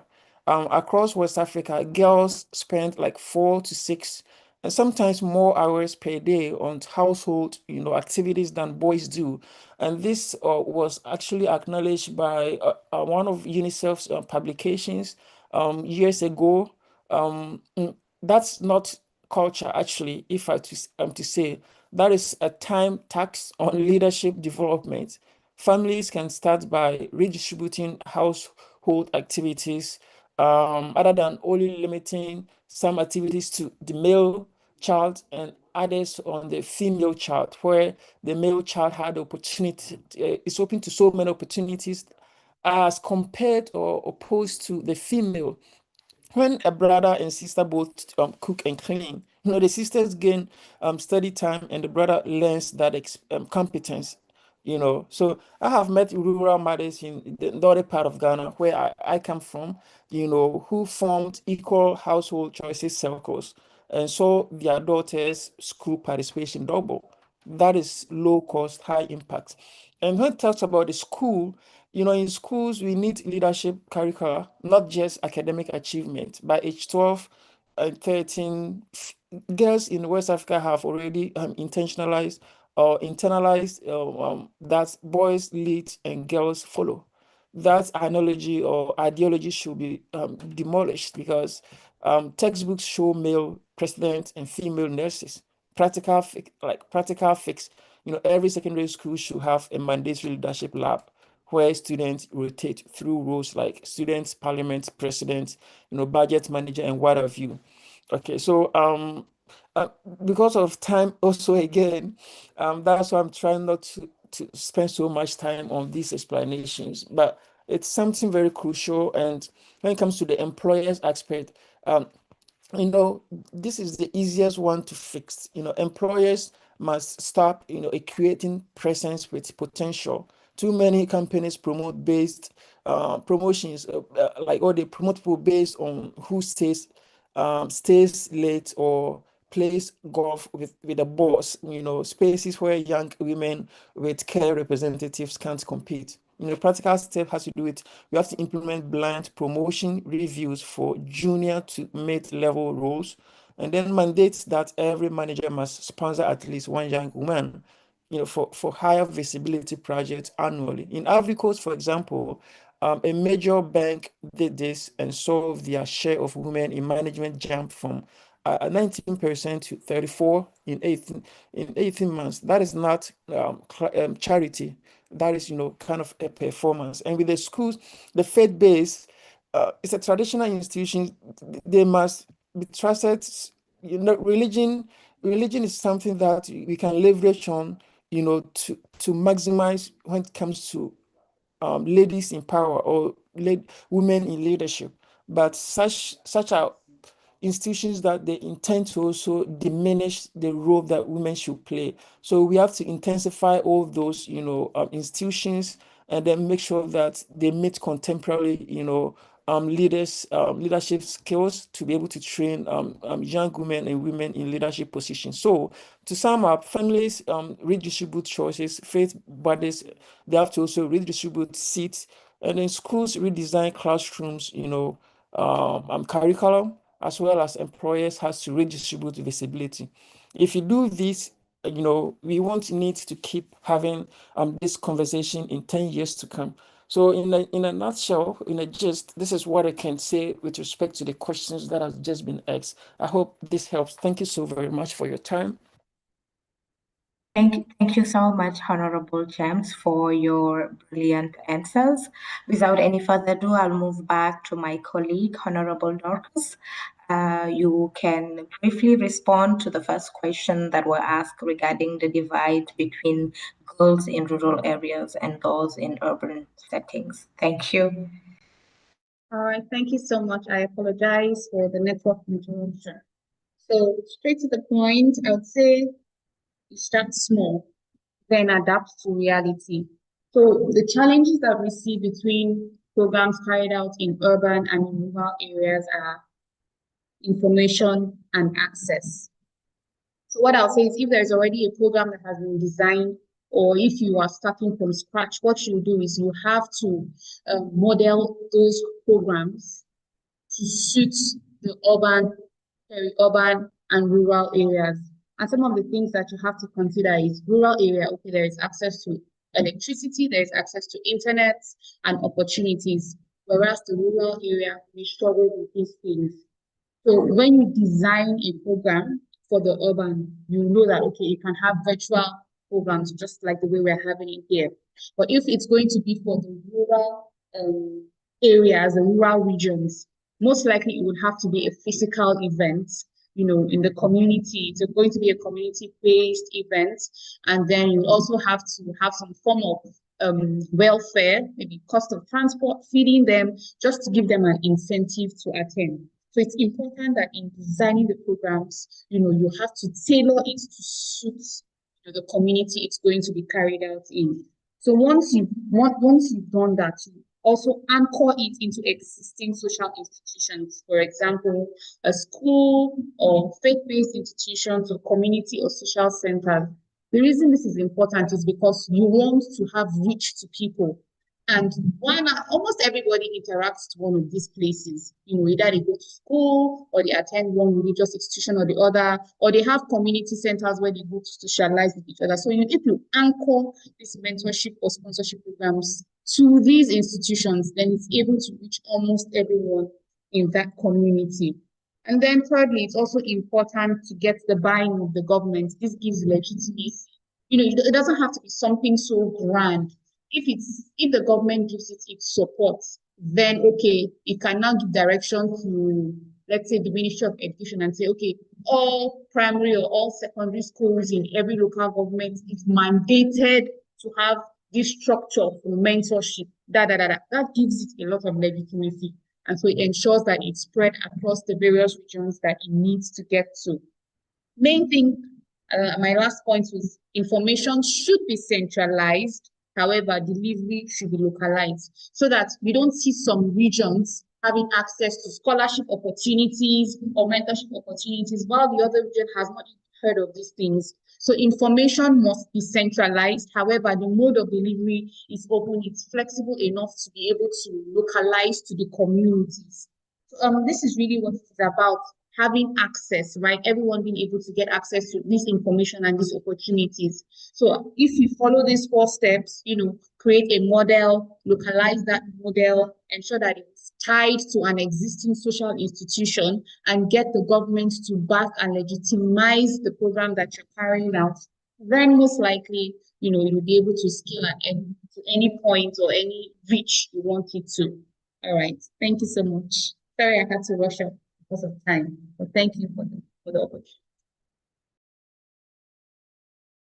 Thank you so much, dear colleague, Honorable Dorcas. I think you beautifully answered to the questions that were asked to you. We are extremely grateful to both you and our colleague, Honorable James, for making this English session very insightful. I believe each of us have learned something from you guys. So from WAYA, know that we are extending our gratitude to you guys. Thank you so much for sharing your knowledge, but also making us critically look at the ways in which gender is working nowadays.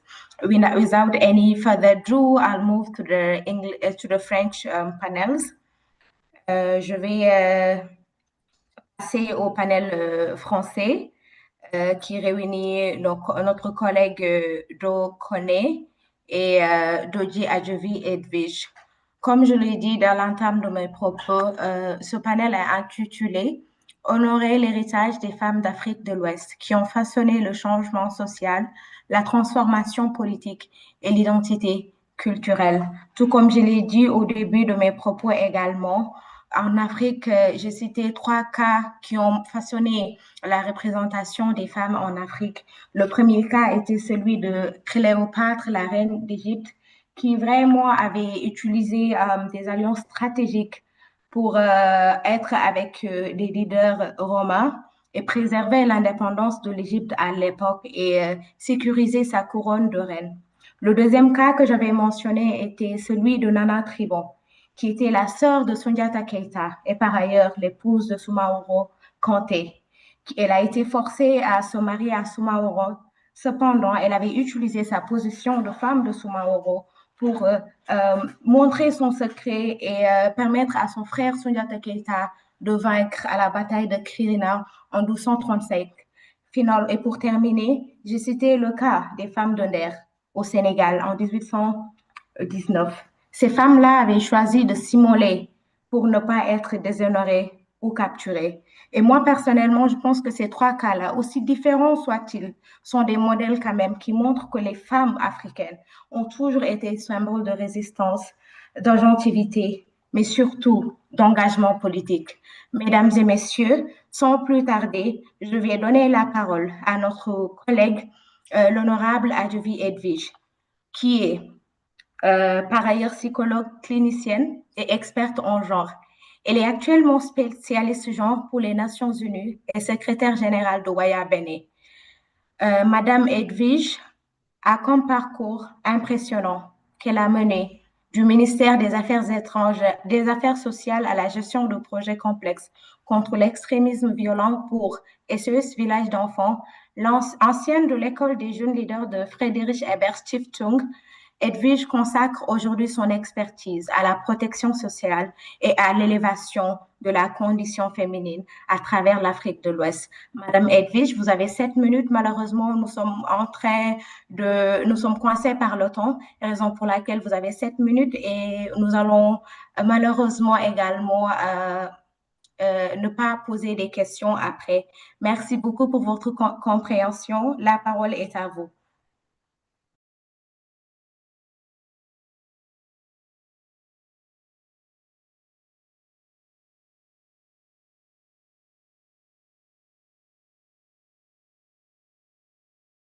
Madame Edwige, vous me percevez?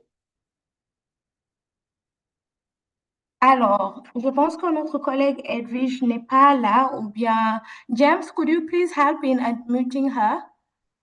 Who, please? Yes, Honorable Edwige Ajovi Doji. She's here. All right. Dovi.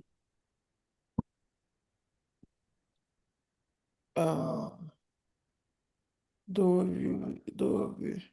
Okay. Yeah, thank you. Ok, bonjour tout le monde, bonjour madame. C'est un plaisir pour moi de me retrouver avec vous pour parler de cette thématique relative à la gente féminine.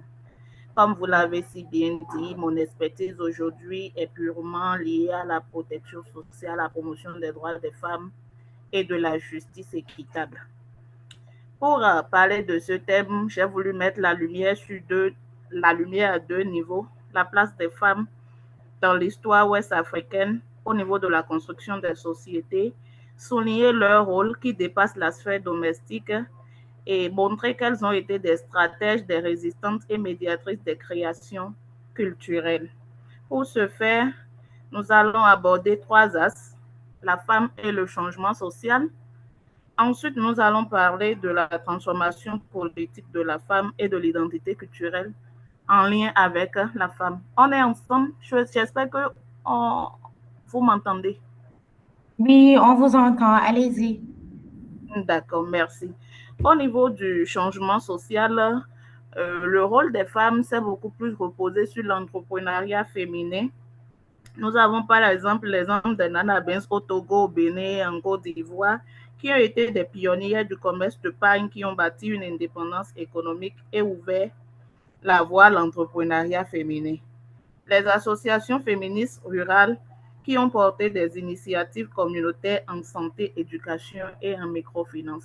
Tout ça participe au changement social grâce aux femmes. Au niveau de la vie politique, le rôle des femmes s'est reposé prioritairement au niveau des résistances contre la colonisation. Nous avons par exemple au Bénin le cas des Amazones et principalement nous parlons souvent de Tassi Hangbe qui à un moment donné de l'histoire a dû prendre la place de son frère pour aller en guerre contre la colonisation. Nous avons les 5 femmes qui ont intervenu au niveau de la conférence des forces vives de la nation en 90. Elles sont 5 sur près de 500 personnes. Et les femmes actrices contemporaines de la vie politique et associative qui militent pour la gouvernance inclusive et la justice sociale. Nous avons aussi les femmes au niveau des chefferies traditionnelles. C'est d'ailleurs sur cette thématique que j'ai soutenu mon mémoire de master en genre et j'ai beaucoup plus parlé du rôle des femmes au sein des déités culturelles au niveau du Bénin. Ensuite, nous allons parler des femmes contemporaines engagées dans les mouvements démocratiques et de gouvernance locale. Au niveau de ces femmes-là, nous pouvons citer actuellement la vice-présidente actuelle du Bénin, Madame Mariam Tchabi Talata, qui fait des pieds et des mains une œuvre très importante dans le cadre de la promotion du leadership féminin. Nous avons également une institution purement dédiée à la femme qui s'appelle l'Institut national de la femme aujourd'hui au Bénin, qui fait vraiment un travail énorme pour la promotion de la gente féminine, partant des plus petites jusqu'aux plus grandes. Et lorsque nous abordons la sphère identité culturelle et femmes, nous avons les femmes gardiennes des traditions orales, c'est-à-dire les griottes, les danseuses et les femmes qui transmettent les mémoires collectives. Nous avons également notre artiste, l'international Angélique Kidjo, toujours à la mode, qui essaie tant bien que mal de démontrer l'importance de la femme, la capacité qu'a la femme de pouvoir diriger, de pouvoir gouverner, de pouvoir passer un message tant au gouvernement qu'à la succession. Les artistes intellectuels, nous avons également Sénab Habib, la feu reine Oussou, qui a tout le temps défendu la gente féminine, qui s'est consacrée purement à la promotion du genre. Et nous avons les écrivaines, les jeunes écrivaines, qui sont de plus en plus nombreuses aujourd'hui. Et également, aujourd'hui, nous avons des femmes qui font la promotion des langues locales. Je parle du cas du Bénin.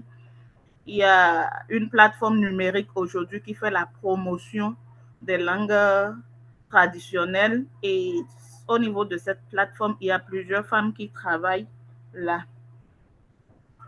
Je peux retenir que rendre hommage à ces héritages, c'est reconnaître que l'avenir de l'Afrique de l'Ouest repose sur la continuité de leur engagement, c'est-à-dire de ces femmes-là, et appeler à renforcer la visibilité et la participation des femmes dans les espaces décisionnels, culturels et sociaux. Il faut également insister sur la nécessité de transformer cet héritage en politique concrète pour l'égalité et la justice sociale. Pour finir, je peux dire, honorer l'héritage des femmes ouest-africaines, c'est reconnaître qu'elles ont toujours été au cœur du changement. Leur voix, leur courage et leur créativité sont des piliers sur lesquels on peut construire l'avenir. Je vous remercie. Merci beaucoup, honorable. Merci beaucoup pour votre intervention. Ce fut très pertinent en tout cas. Merci surtout d'avoir mentionné les cas pratiques de chez vous et de chez nous quand même qui sont en train de façonner l'image de l'Afrique.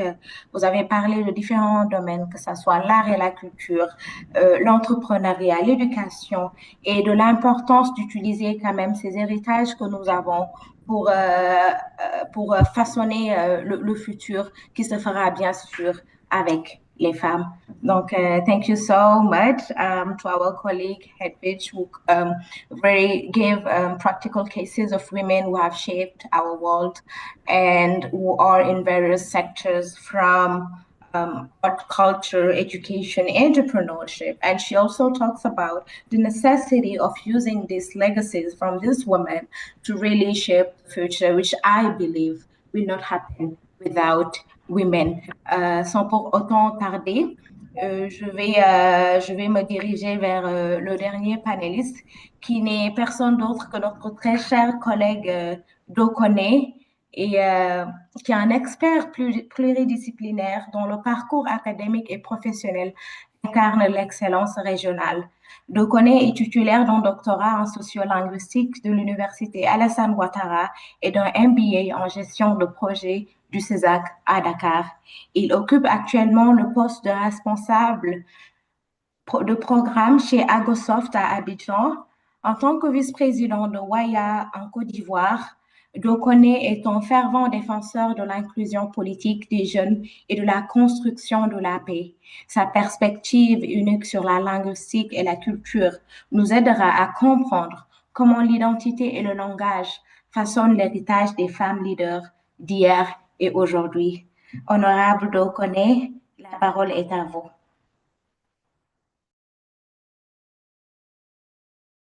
Maybe James, you could assist in helping us unmute our colleague Dokone.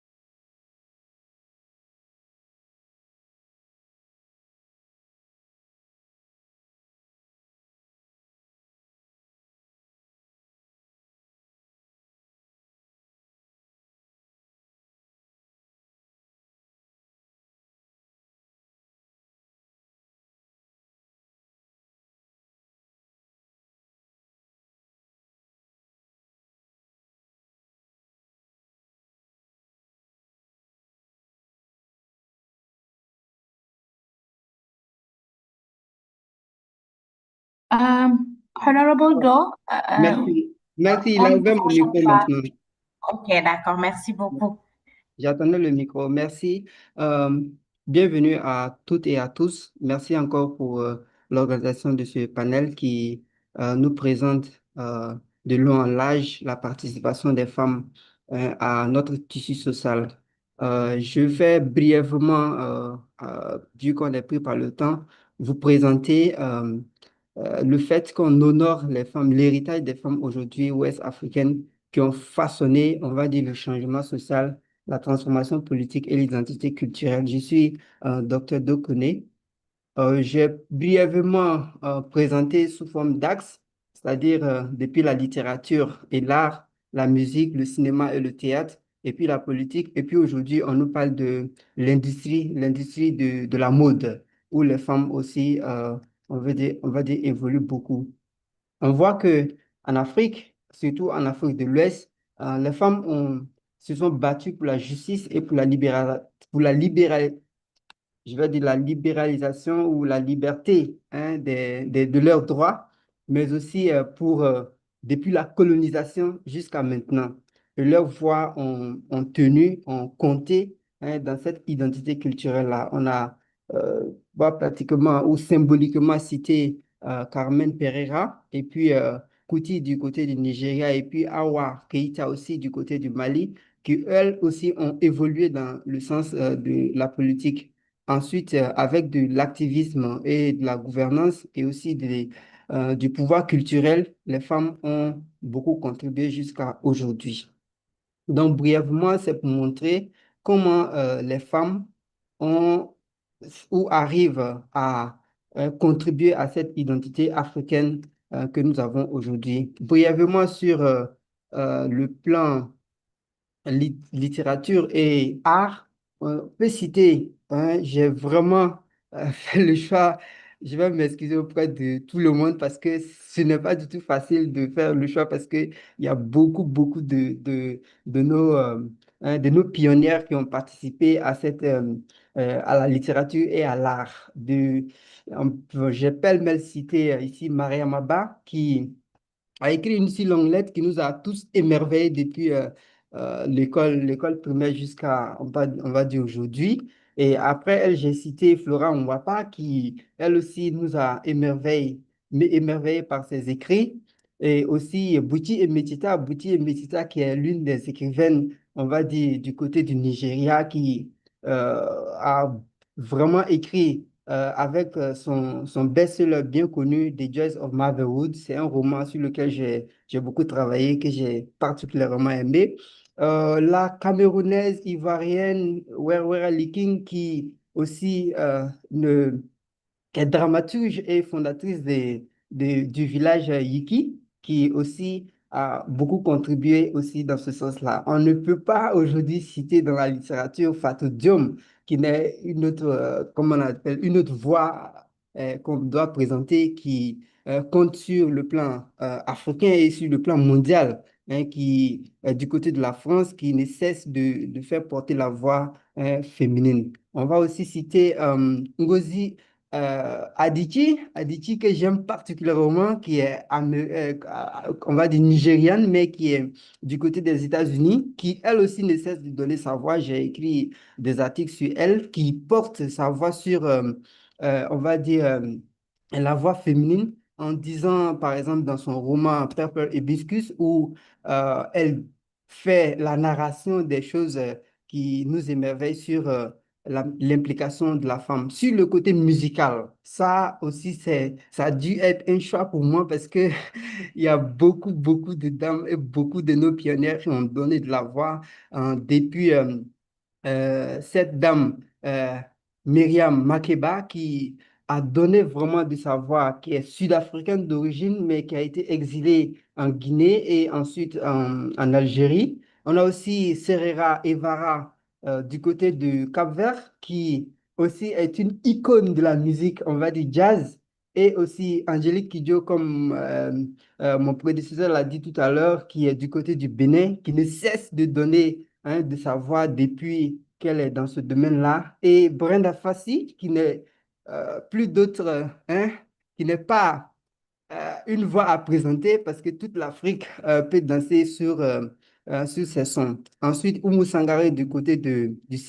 Mali, voilà, du Mali qui donne de sa voix depuis le manding, de sorte que on ressente vraiment cette originalité dans tout ce qu'elle nous présente. Bon, des nouvelles voix que j'ai voulu présenter aussi avec Yemi Alade du côté du Nigeria et puis José qui est aussi du côté de la Côte d'Ivoire comme on va dire, des talents montants par rapport à la musique. Du côté du cinéma, là aussi, il y a beaucoup de figures dont on peut parler qui ont donné et qui ont contribué, qui sont actrices, producteurs et d'autres sont directeurs même de beaucoup de boîtes avec euh, Nadji du côté du Nigeria qui a donné aussi de sa voix et j'ai cité pêle-mêle beaucoup d'autres personnes que vous pouvez reconnaître ici.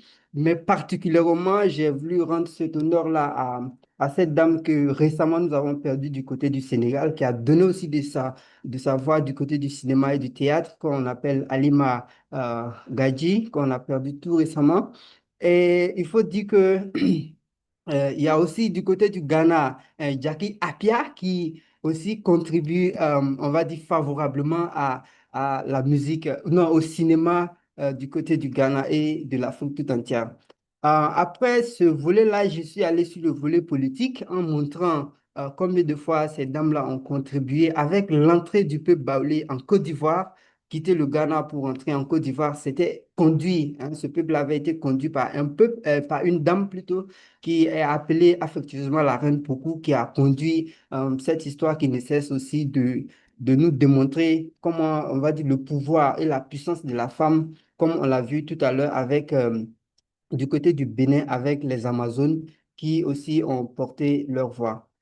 Surtout sur le plan politique, on voit ici cette dame Kuti qui a beaucoup donné d'elle-même, voilà, jusqu'à à ce que voilà, elle ne soit plus, mais elle a beaucoup participé du côté du Nigeria, que ce soit sur le plan de l'enseignement, elle a milité pour le droit de la femme, voilà, et elle fut, on va dire, une leader de sa génération.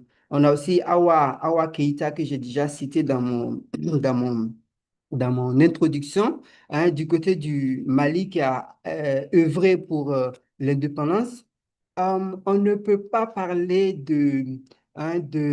d'avancée de la femme dans la société africaine sans parler de Wangari Maathai, qui elle a donné, on va dire, une résolution très encourageante dans le domaine, d'abord, dans son domaine en tant que biologiste, mais en tant qu'environnementaliste aussi, elle a donné, et elle a apporté une contribution vraiment non négligeable par rapport à ce que nous devons faire, car notre planète est en déclin. Aussi, sur le plan politique, je ne peux pas continuer mes propos dans cette présentation sans parler d'Hélène Johnson parce que ma thèse de doctorat porte sur elle. C'est sur elle que j'ai écrit. C'est vraiment avec beaucoup d'émotion que je parle d'elle chaque fois que je dois faire une présentation sur elle parce que, elle a façonné le climat politique libérien. Avec son arrivée, on a vu combien de fois la femme peut arriver à résoudre une situation de haute tension. Voilà, il faut reconnaître que le Libéria a connu beaucoup de présents et beaucoup de tensions aussi politiques étaient dans ce pays. Mais après son passage, on peut voir combien de fois elle arrivait à restituer ou à restructurer cet environnement politique-là. Donc, vraiment, c'est avec un grand honneur que je parle d'elle. Malheureusement, je n'ai pas encore eu la chance de la rencontrer, vu qu'elle est encore vivante. Je n'ai pas encore eu la chance de la rencontrer. Et je pense que si l'occasion m'est donnée, je ne saurais voilà, je vais sauter sur l'occasion. Aussi, on a Obi du côté du Nigeria aussi, qui a œuvré surtout avec on va dire, en tant que fondatrice de cette Transparency International, qui a initiatrice de ce mouvement qui a appelé à, comment on appelle ça?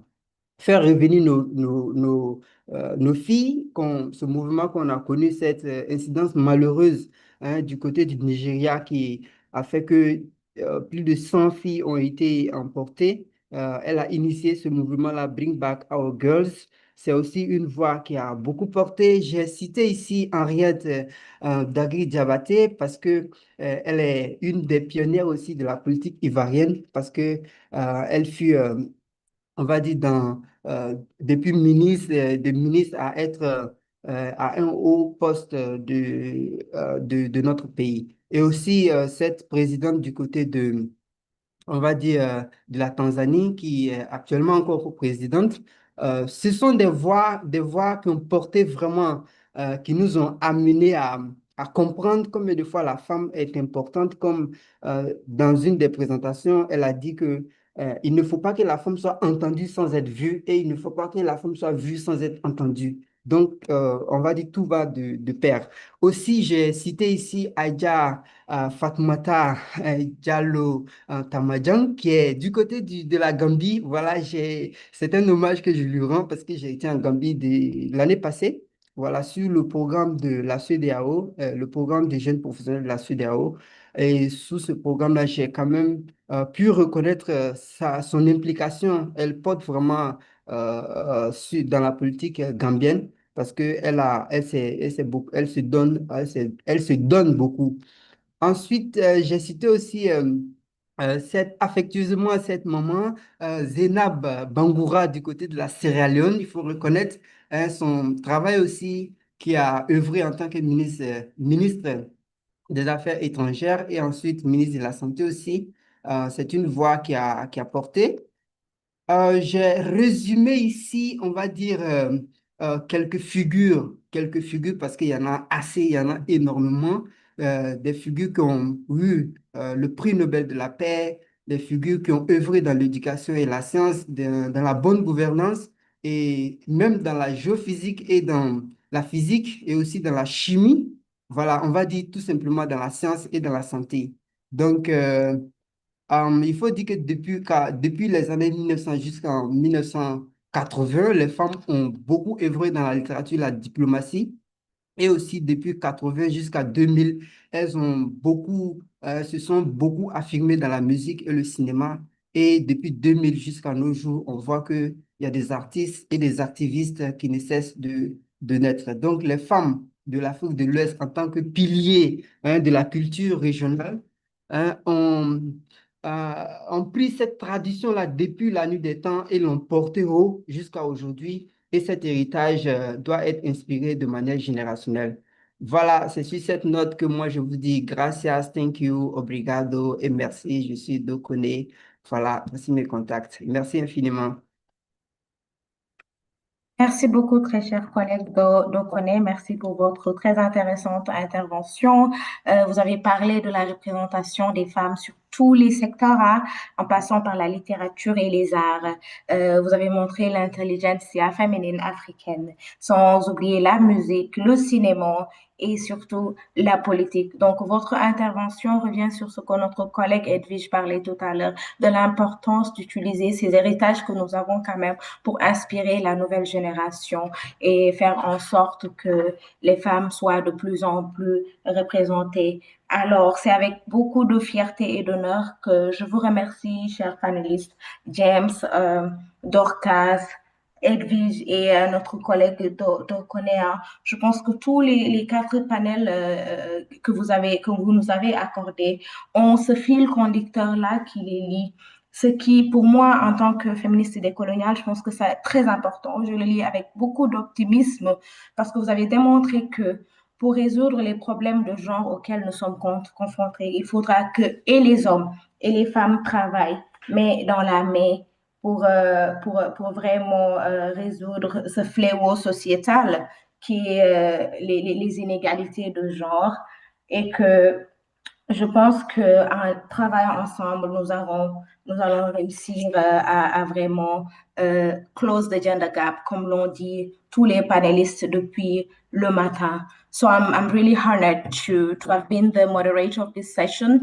Thank you to our all four panelists, James, Dorcas, but also Edwige and Do Kone. I believe that all your four presentations have something that link them. There's a thin line, and I said that the decolonial feminists, I believe that all your four panels, and you both as men and women coming together, I think I am very optimistic regarding the future of African women, and I believe that we need to work hand in hand to close the gender gap, as has said the previous speakers. So, Honorable Yasin and Honorable James, I am giving the floor to you. Thank you so much. Thank you very much, Honorable Eisenboop. Our sincere thanks to you for brilliantly moderating this third session and guiding such meaningful exchanges. Now, I'm going to call Ibrahim Kamara from Sierra Leone to do the closing remarks. Ibrahim, if you can hear me, you can just deliver your closing remarks to just close this commemoration of the International Day for Women's Rights in Beauty and Harmony. Thank you very much.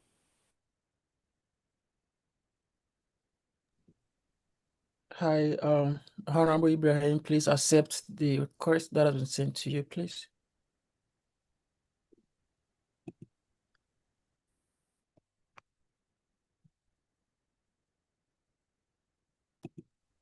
Honorable Ibrahim, can you hear us? Est-ce que vous nous entendez, Honorable Ibrahima? Ibrahima de la Sierra Leone.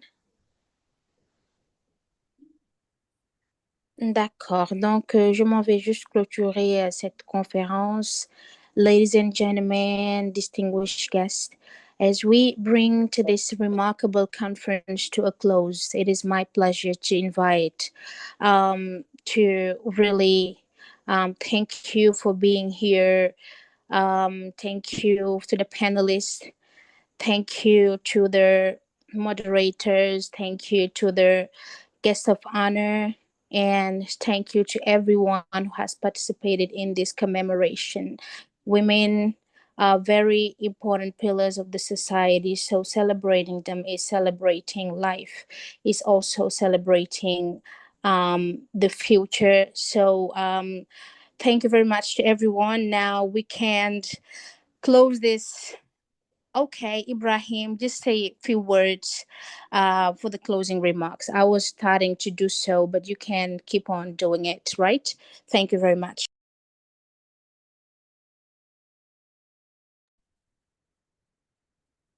Please look at, okay, yeah.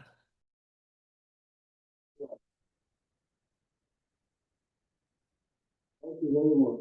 Can I come in? Can you hear me now? Can you hear me? But it's very low. Can you just speak louder?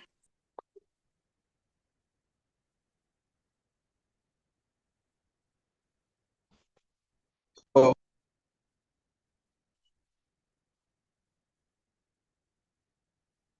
Hello. Hello, Ibrahim. We can hear you. You can deliver your closing remarks now. Yeah. Okay. Yeah. Thank you very much. It's well appreciated for this great opportunity as members of this family WAYA.